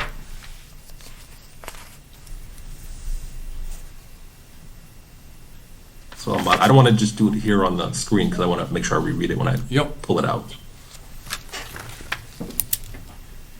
Any questions, or do you want me to move on down the section? Everybody okay with this one? Yep, good. Well, 2.5, are we done with 2? Because I Yep. have just a clarification with regard to 2.5C. We make reference to the opening and closing hours of the polls, and yet I'd love to know what percentage of people are now voting by mail. And so I'm fine with ignoring the realization that many people, I think, are increasingly voting by mail and not by polls, but it just strikes me as I'm reading language about poll hours that I think are relatively meaningless to many in the town. Your best state laws on it. you know, I think the election warrants that the board signs also contain information on early voting and other, Yeah. I think it's been expanded. This, you know, goes back to when literally it was the opening and closing of the polls. There are other Right, ways to yeah, vote yeah, now. yeah, certainly are. And I think those are all in the new election warrants. So it would say like notice should include other means of voting and not just limited to that information. Well, I was going to say, so this is the, we try to sort of touch gently on, so the elections are heavily governed by state law. So we touch on sort of the bare minimum here in the charter around sort of that there will be polling places. We don't delve too much in, and again, Mel, correct me if I'm wrong, but even the mail-in voting is sort of still an evolving sort of situation. So I guess I would sort of caution you to sort of put too much here around the election, because state law is going to trump it. If you do something unique here or special here, that may challenge the chances of passage at the state level, because they're going to pay more attention to that as well. So this is really just the bare minimum of sort of just, it's really more of a reference to what the municipalities have to do under state law. When you refer to opening and closing hours of the polls here, is that just on the day of voting, or does that include early voting as well? this is election day. Yeah. Early voting, But you're It's governed by suggesting it as a more state law. general I know. interpretation Yeah, and yeah. an open, I was just making a point, I'm fine with moving on. You've considered it, I don't want to make it a big point. It's just, it seems to me like old-time language as opposed to realities of It today. is. And Anthony, In many ways, it is. Yeah. this section 2, section 2.4 is entitled time of meeting, so I think we're in a section dealing with town meeting here. Why are we talking about notice for elections in a section dealing with town meeting? So, that's a good question. So this is in some ways a holdover from, I guess, the history of town government. The town meeting and the town election were often sort of kind of lumped together. So this sort of is a holdover from many other charters. We're going to have a section on elections that'll, I don't want to say flesh out, because again, we're not going to spend too much time on the mechanics of elections. It's governed by state law. But this is just something that has been held over from history because the town meeting and the town election have lived next Sometimes to each called other. in the same warrant.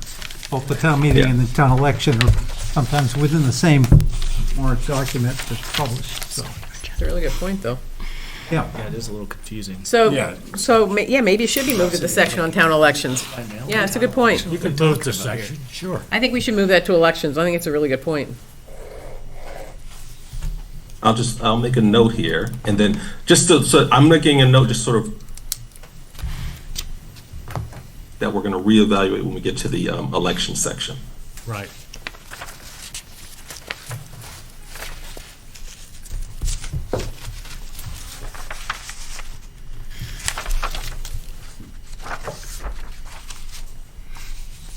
Okay, kick that can down the road. But no, that's a very good point, and that is. Moving you know. right along. Yes, moving right along. Okay, So, what I got from our previous meetings was that you don't want to set a quorum. So I put the quorum section in here just as a placeholder, just in case there need to be any more discussion. I'll tell you that communities often have a little trouble with quorum in terms of meeting it. The state law does not require a quorum for town meetings. And I'll leave it there. Mel, do you want to add anything there around quorum?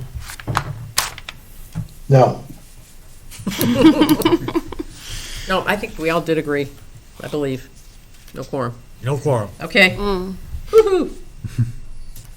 All right, so secret ballot, this was a. And the numbering's wrong, so we have to go from 2-6 to 2-6, so. I guess Well, because that's 2-6 because, goes yeah, away, that's because quorum will go away, I got it. Delete. I got Yeah, it. yeah. Secret ballot. So, I'm sorry. Secret ballot, we just need to add something about mandating everything's, basically all those clickers, they're always secret ballot. Well, so I did have that in my notes, and I guess I would sort of caution you against delving into the mechanics of the secret ballot. At any time, technology could change, or you could just use a new vendor, or any number of things. This sort of just generally talks about what secret ballot is and sort of how it can come about, whether you do it with pieces of paper or in a box or an electronic device.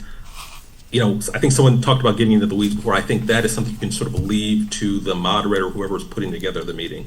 But just to sort of delineate in the charter that this is something that the community can do, and here's what people can generally expect around it. So, But if we consider an electronic vote as a secret ballot, Yeah, but Diane said there's two different ways. There's a way where they can track it to the, they know. right, And there's other, They but don't- she they said, but don't they don't do record. that. They don't Yeah. do it here. so it is a secret It is. ballot. But do we want to codify that? Yeah, well, I don't know. I think secret ballot is being read a couple of different ways, but, I mean, can a moderator refuse to take a motion for a secret ballot by saying you're already voting by secret ballot? That's one Well, interpretation. I'm sorry, go ahead. Well, just some clarification. So, and this has come up, you know, since COVID, this has come up in a number of communities. Just because you're using the clicker, and your clerk did kind of say this, doesn't mean that it's a secret ballot. There can be ways, even if you haven't implemented them, where you can track, you know, which clicker or who's making the vote. The secret ballot is an affirmative, sort of active thing in which you sort of say, whatever our mechanisms are, we are in no way going to track who's voting in which way. And it allows, in this particular section, just allows a member of the town meeting body to say, I would like to take this item, or, you know, whatever it is, as the secret ballot. Yeah. Um, So if I could, I think we heard definitively from Town Clerk Diane Crory at the last meeting that currently it is her decision as the current elected official, and that is one that I would argue that I would rather put into writing and removing it. I applaud her execution and her decision-making, but I feel so strongly about that I don't want to rely on her successor, hopefully never to come, but whenever that does come, I don't want somebody else to flip that to do differently. And therefore, I want to take the step to document the decision that she's come to, I think wisely, to establish that whatever terminology you want to represent, electronic voting, et cetera, but that electronic vote is a secret ballot, not subject to, not subject to anybody else's interpretation. We're making a recommendation. Those things she is not to subsequently be instructed. That wouldn't go in a charter, correct? I mean, that kind of in the weeds description. But could of you what- say, the thing that could go in, I guess a question, could it go in the charter that you say all voting is secret? Like irrespective, but No, regardless of regardless of technology. No, but you could have, Well, then, you could have a I would say special that town would be meeting where unusual. it That- is a citizen's petition, it's a it's special not town meeting, it's working. one small thing, you're not gonna have clickers, probably, because we rent those, right? So I Maybe guess, we- but then this is a question for Right. the committee. Do we want to say, I think we need to divorce the technology from the secrecy in a sense, right? Because you're saying that technology can change, you could also lose all the clickers somehow, whatever, but like what do you want to stick with? Is it secret ballot for certain things? What I'm trying to prevent is a FOIA request from somebody that is determined to find out who voted how. I think that has no merit, and I can be rejected through a motion on this, that sort of thing.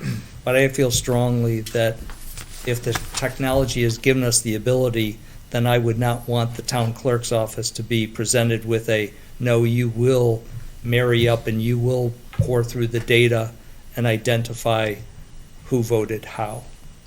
To me, though, again, that's not doesn't have to be technology dependent. I mean, theoretically, someone could be videoing the town meeting and watching everybody raise their hands, and you could still say, like.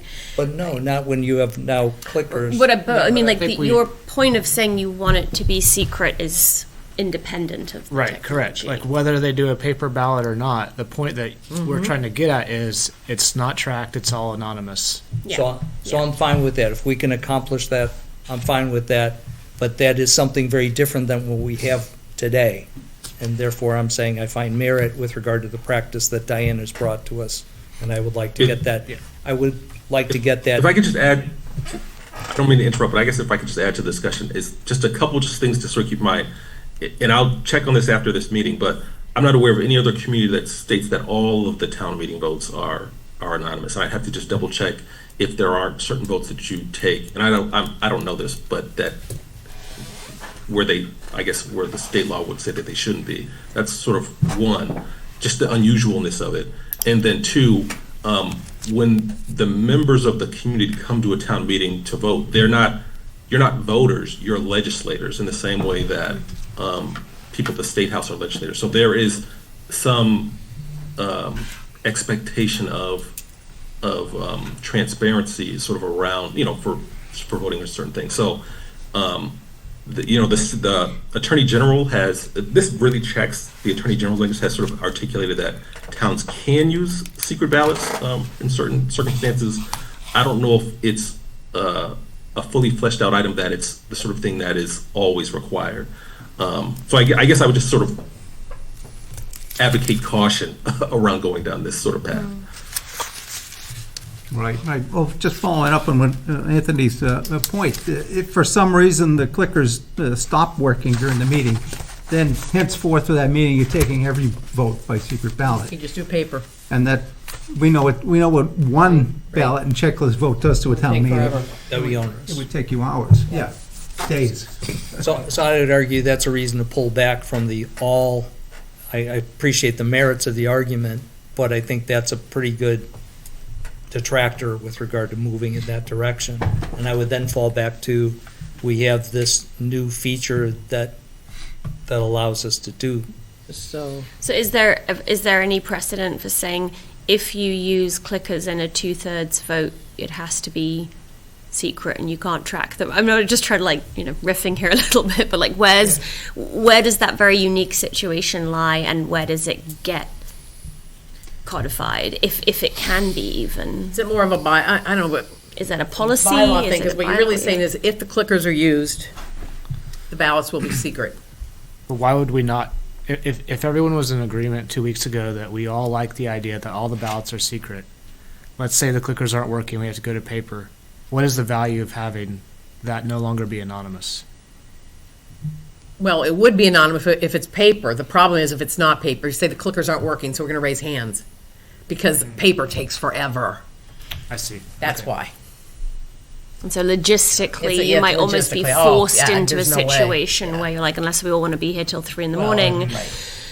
we're going to have to do this way. Yeah. Yeah. So in that situation, you could still call for a secret ballot, but then the entire town would be upset with it.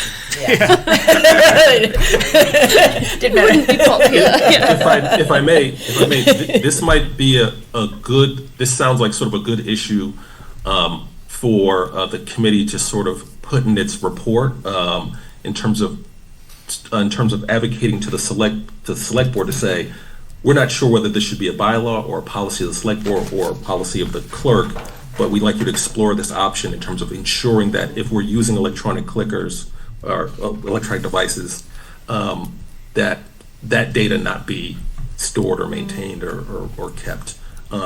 This seems like this would be really an appropriate issue for that type of Yeah, that type of item. okay. All right, so then given that, the 2.6, the 2-6 regarding secret ballots, we're good with the wording as it is then? Okay. So I'll go to 2-7. This caused some conversation at the last meeting. So again, my understanding was that this community does use town meeting time as its procedural for its procedural rules. So all this does is it codifies that that community will be using town meeting time. I sort of used the more specific title for that particular set of parliamentary rules.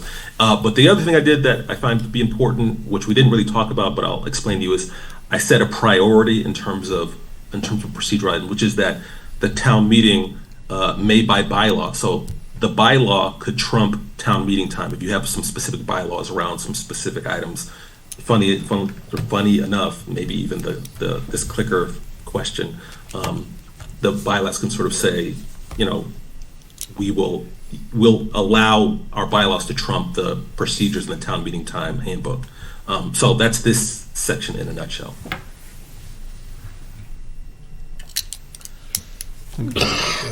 Tim? Comment on that. My way of narrowly reading it, Anthony, is that if it's not in a bylaw and if it's not in town meeting time, then it can't happen at town meeting. And I've always felt that, the moderator has broad discretion to create temporary rules of the meeting that don't go outside of, the four corners of that building, but, and they expire at the end of the meeting, but things like the consent agenda and how long people have to speak and certain, practical logistic things that, that they're not going to be in a bylaw because, our bylaws are pretty thin on town meeting procedure. And as you're right, not everything is in town meeting time, which I've got a copy of that if anyone's interested in looking at the reference that we use. So I didn't know if there were a way It's of... not meant to be prescriptive. I mean, I can rewrite it, but it's definitely not meant to limit the authority of the moderator to make those decisions. I hear what you're saying. You're saying maybe something happens that's outside of the scope of the rules in town meeting time. Right. I guess your concern is that this language doesn't allow you the flexibility to address that issue. Well, It could, but it might not. If the prior section on the moderator's authority, if that's thought to cover all these sort of possibilities, that, a situation might have to be interpreted in a certain way, and the moderator has the authority to do that, that's fine. It just felt like either it's going to be bylaw or it's town meeting time, and there's no flexibility between that. But if we think that prior section on the moderator presiding covers it, then I'm fine with it. I can workshop the language and come back to you with some modification, but yeah, the intention is not to sort of totally him in the moderator. Okay, no, I didn't think so, but thank you. Great. Rob? So I'd support what Tim's saying, and just consider adding in the concept of the town moderator has the ability to make determinations provided they're not inconsistent with. Yeah. And I think, so if you're in agreement with that, I'll just stop it there. That's reasonable, yeah, that it's not All right. something out of left field, yeah. Okay. So you got that phrasing, that was pretty good? Yeah, I'm Anthony? just Okay. taking down a All right, note. thanks. Okay, Okay. 2-8, I believe this is something we discussed. We may not have gotten sort of into the details here, but this is around the attendance of town officials at town meeting. And really all this section says is that town officers, the heads of departments, and chairmen of your multi-member bodies, your committees, will attend the town meeting if they have a matter that appears on the warrant. and I did put this by Jim Duggan, just to make sure. He said, yeah, it's straightforward, no problem. So Unless somebody here objects, but, just a real quick, because theoretically, many of the committees and boards, commissions have money connected with the budget, is a matter as minuscule as a line item or a reference within the annual budget? Because that could lead to almost all of them having to be there. I don't think so. That's a good point. Let's see how it reads. And I'm not If they saying have a that's a matter bad thing. appearing on a warrant. I'm just saying that's a lot of, if we have 30-some, Yeah, no, Groups you're not that- gonna, and you're not gonna require them all to come anyway. That would be silly. Major matter, a prominent matter, or sort of, and again, open to interpretation, but I don't know, maybe there's something you and- can tweak there. and I'll even add on a complexity that we're not going to deal with for several months, but the aspect of a town administrator versus a town manager, and if we were to recommend, and if the select board, et cetera, go to a town manager, the town manager de facto is the department head superior to all the departments that report to him or her. Yeah, but So the current language does require the attendance at town meetings. Where the wiggle room is around matters, if they have a matter appearing on the warrant. So I think what you're saying is, I won't even make up an example, but let's say my particular board does not appear on the warrant article, but I know that I'm going to be using some funds from the budget for, let's say, the planning department. That's the question. I think that would sort of be up to the interpretation of perhaps the town administrator. But yeah, I mean, generally, I think the straightforward understanding is that my particular body has put something on the warrant for a decision at town meeting. I should be available to speak to it. I think that's generally what this is meant to encompass. Do we need this in a charter?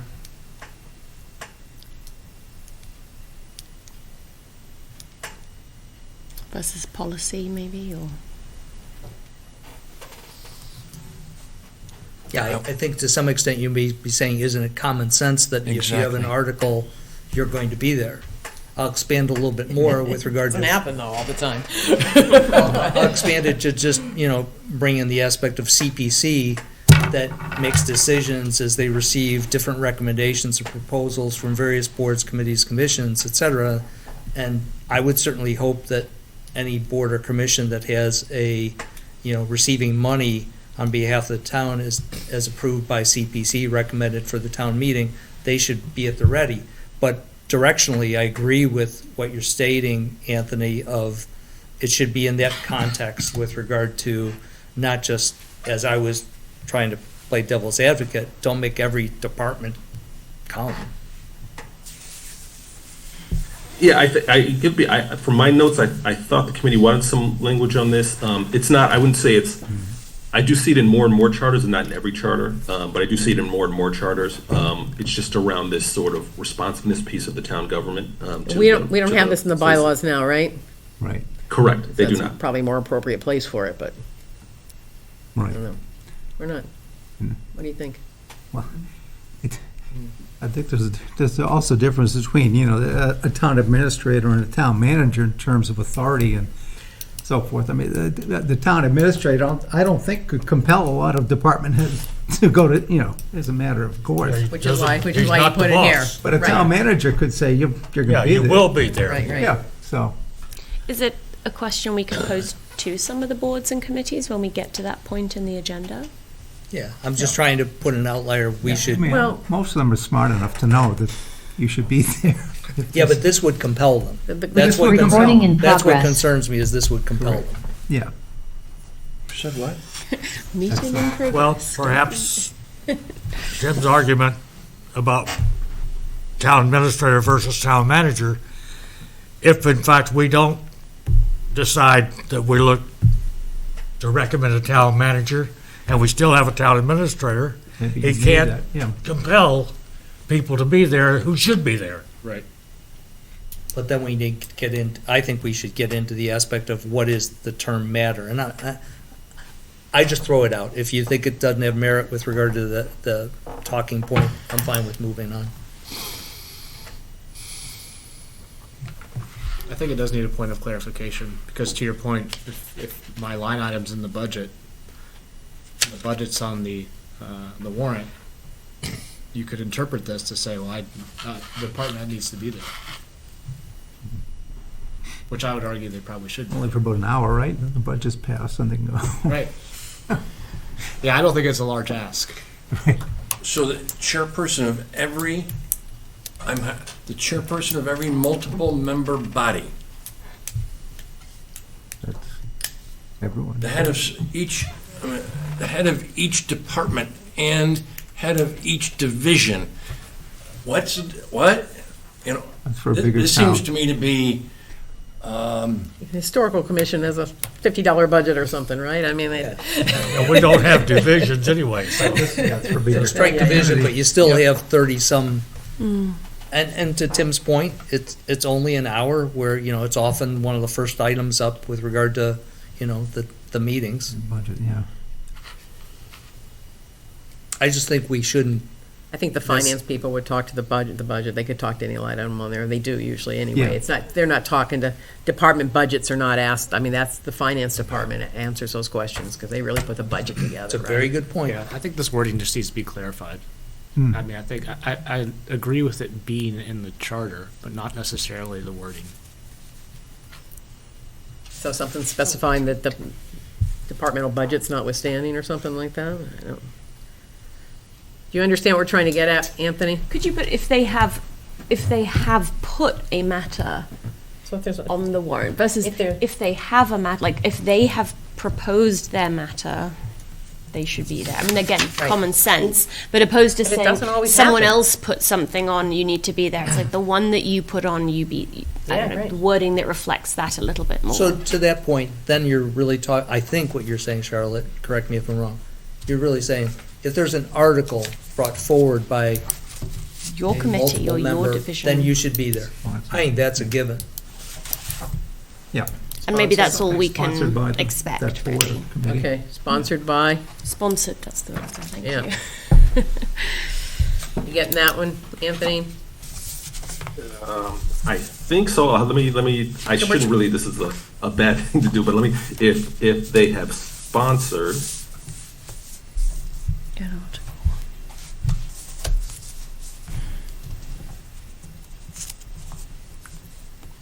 is that where you're kind of going? Yeah, yes.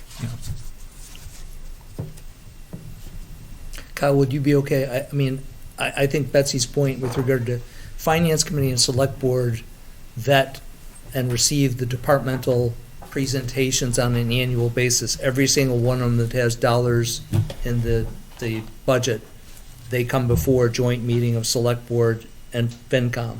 So therefore, one would think FinCom or Select Board should be able to speak to dollars brought forward into the annual budget, which I'm personally fine with. I'd be happy to hear them speak to it, and then supplemented by the concept of what I hear Charlotte, if it's an article being brought forward by a specific, that's a unique single item. It's got different aspects to it that may be required to be further drawn out and explained to the public in response to questions, and therefore they should be the ones to stand up, not defer to FinCom or Select Board who may have knowledge of it.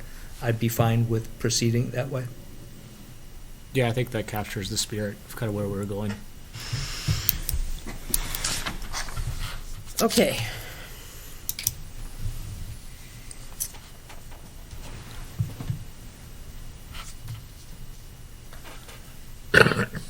Is that, I didn't get a change from that last comment. Was there a proposed change, or? It's really still getting back to if they have an article that's sponsored by them, they have to be there. Which I think is the changes made up here. Right.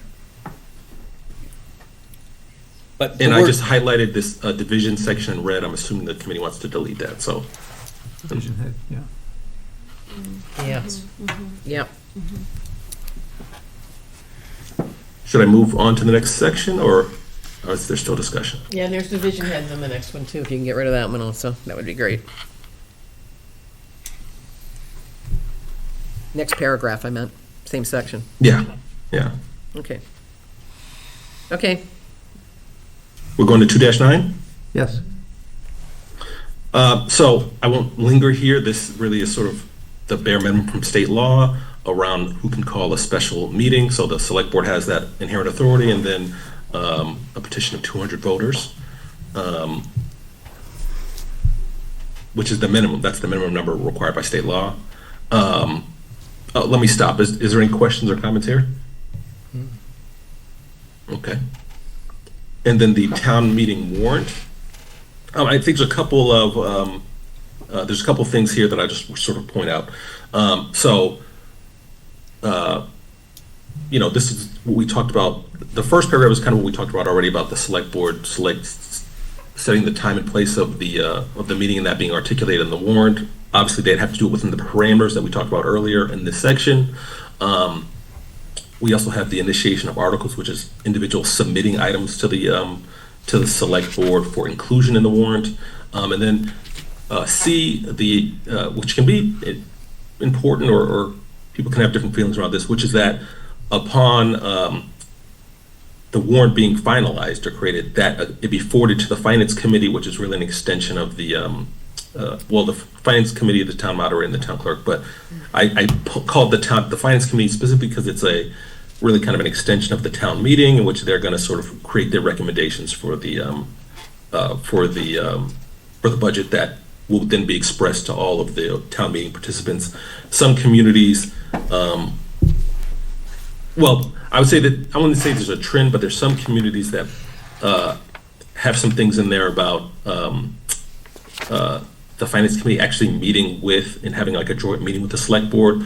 We'll probably get more into things like that when we go to the finance section of this charter. But I'm just sort of previewing for you that that's something that is something that sometimes people care about as they sort of go through the finance portion of that of this document. And then, let me stop there. So there's a lot there. I kind of went through it at a high level. Let me stop there and wait for any questions.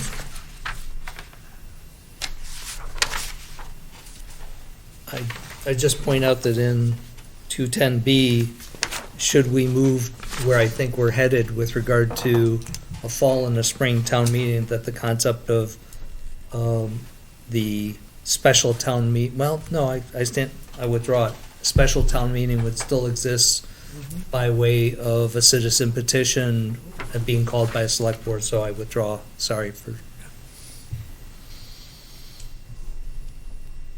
It's good as it stands. Okay, I will sort of move on. This comes, 2-11 comes very similarly from your bylaws, which is the town meeting report, which again is the compilation of all these things, that it be sent out I don't have my exact notes in front of me, but that it go out 14 days prior to the meeting. So I don't have sort of much more commentary there. This is something that you're already doing. So I'll stop here. Well, with the, I'll stop here in case there's any specific questions. Yeah, so you'll be shocked that I have concerns about 211. I'm saying that facetiously. I continue to be very concerned with regard to the aspect of each article, including the fiscal impact of any financial articles. I find what's happening to be lacking, and I don't think that enough is being done in the warrant and in those articles. There's just the complexities of finances and fiscal implications of some of the articles that have meandered and voted on multiple times in recent times really speaks to me of something should be addressed. So I would just, as written, I just wish we could, I think so highly of FinCom, but I wish and feel like voters need to be given more in order to understand the implications, because I fear that too often there's not enough there for really them to understand what's before them. Rob, Not to cut you off, but just FYI, and I don't want to sort of give you the wrong person that we're going to sort of really putting a lot of requirements or things on people, but we will go more into the financial review when we get into the finance committee and the financial procedure sections later on. But good point.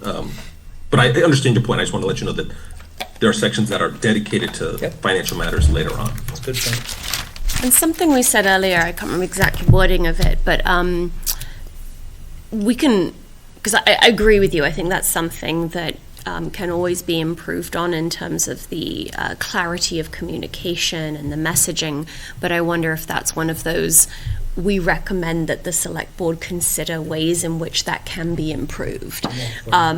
Versus necessarily tweaking the charter language, but I think it's come up enough times, well, at least a couple times, that maybe that's one of those things where we can say, by the way, other recommendations, yeah. I'm good with it, however you want to deal with it.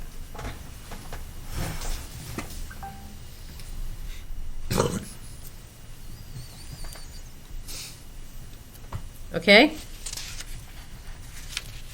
So that is the section. I mean, I've got some notes for modifications for our next meeting.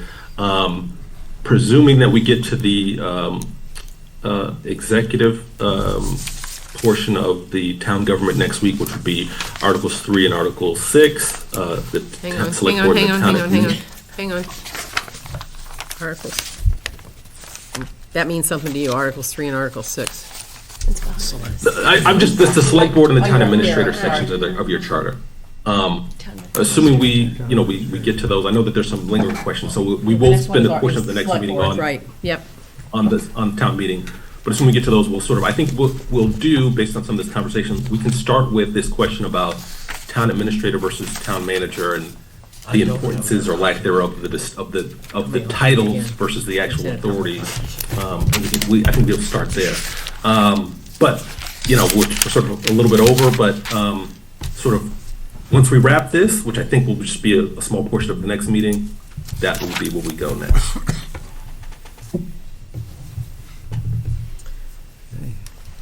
Okay.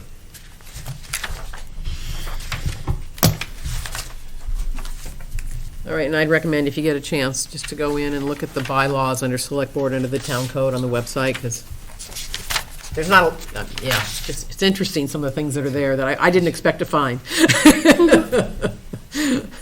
Bylaws are under, Town Code, if you look under Town Government, and then Town Code, thank you. yeah. Well, I guess I'd throw out that I think we may need to have a general discussion about how we collectively are viewing the TA versus the TM. And I'll go back to the July 2024 government review that was considered by the select board in creating our charge. Because in the third paragraph on page 8, they're quite definitive with regard to we recommend that Littleton adopt a town manager administrative structure. You can't get any more direct than that. And I wonder how we feel, or have we all read this aspect? Because this document, I believe, and I haven't been told otherwise by select board members who I've spoken with, this was a structural component of their review that led to our creation. So I think we need to really ponder the implications and how strong they are and whether we're there before we outline how we're going to approach this section, because I think it's a pretty considerable change. Where can I find that document? We have it, we can email it, I can email it to the chair. I guess what I'd recommend, in some ways similar to what we've done here, perhaps we can sort of do the memo that sort of lays out the distinctions in the type of authority versus what you've got now versus what a Absolutely, strong we need that. town manager can do. And that can help frame your discussion, and then I'd also would include you maybe to meet again. I know it'll be the second time, but maybe meet again with the town administrator and think about the challenges he's having in sort of doing his work under the current framework. So Anthony, though, I mean, we do select board before town administrator and manager discussion, and you kind of need to know that to know how you're going to frame the select board, right? Well, so we like, we're not following the charter linearly, so we're going to do the executive section next, which includes the town manager and, the town administrator and the select board. I would recommend that we actually start with the town administrator and then do select board next. Okay, because it's not the work plan, it doesn't show it that way. So I'm looking at the work plan. It shows select board first. But I agree, based on that, we really need to do the town administrator, town manager one first. Exactly. Yeah, so I based on the conversation, I'd recommend that we do the town administrator first. And again, the town administrator gets their authority from the select board. They're an extension of the select board, so it's not going to cause too much confusion, I don't think. Mel, you tell me, Mel. I agree. I think we have to, I think that the problem is referring to these as titles. So there are town administrators with more authority than town managers and vice versa. So I think what we have to do is explain the components that make up a weak versus strong town manager system. There are things like appointments for sure, contracting, setting the organization of the town and various things. So we'll go through that all, and I think you'll get a good sense of it. I agree with Anthony. It's really not that complicated to grasp. And sorry, just for the sake of the notes, so just to clarify, you'll be sending us material in advance, like a primer, like you did before? Correct, but like similar to the memo we sent on the town meeting, it'll be about, we'll focus here, not the different types of town meeting like we did before. We'll focus on the differences between what you've got and the various authority levels of a town manager. And again, as Mel stated, and I was going to try to wait till the meeting, but it's not necessarily in the title. There's no like strong legal definition that a town manager has to have these authorities and a town administrator has to have these. It is the components that you put in there that give them, that give that position the authority to do certain things. I would just ask that in addition to that memo, and I agree, that would be very, very helpful. I'd like to also see all the members receive that July 2024, because there's the point that I referenced, and there's even the next one, that because the, whatever we call it, town manager, town administrator, there's a further recommendation of redefining the director of finance to be a CFO. And it goes on for paragraphs with pretty expansion. And if we are to consider the sum of both of those items, I see that role as being pretty substantially different than I see how FinCom seems to me to be more of the capital. I recognize that they work hand in hand with Ryan, and I don't want to diminish his role, but some of the implications as I read what they're writing here and recommending I would like us to really get our arms around both your memo as well as this document that's there, and I think we'd be wrong to not be viewing both documents. Rob, sorry again. That's I the have it, study but I that can was send it around. circulated, right? Okay. Yeah, we have it, so we can send it to you.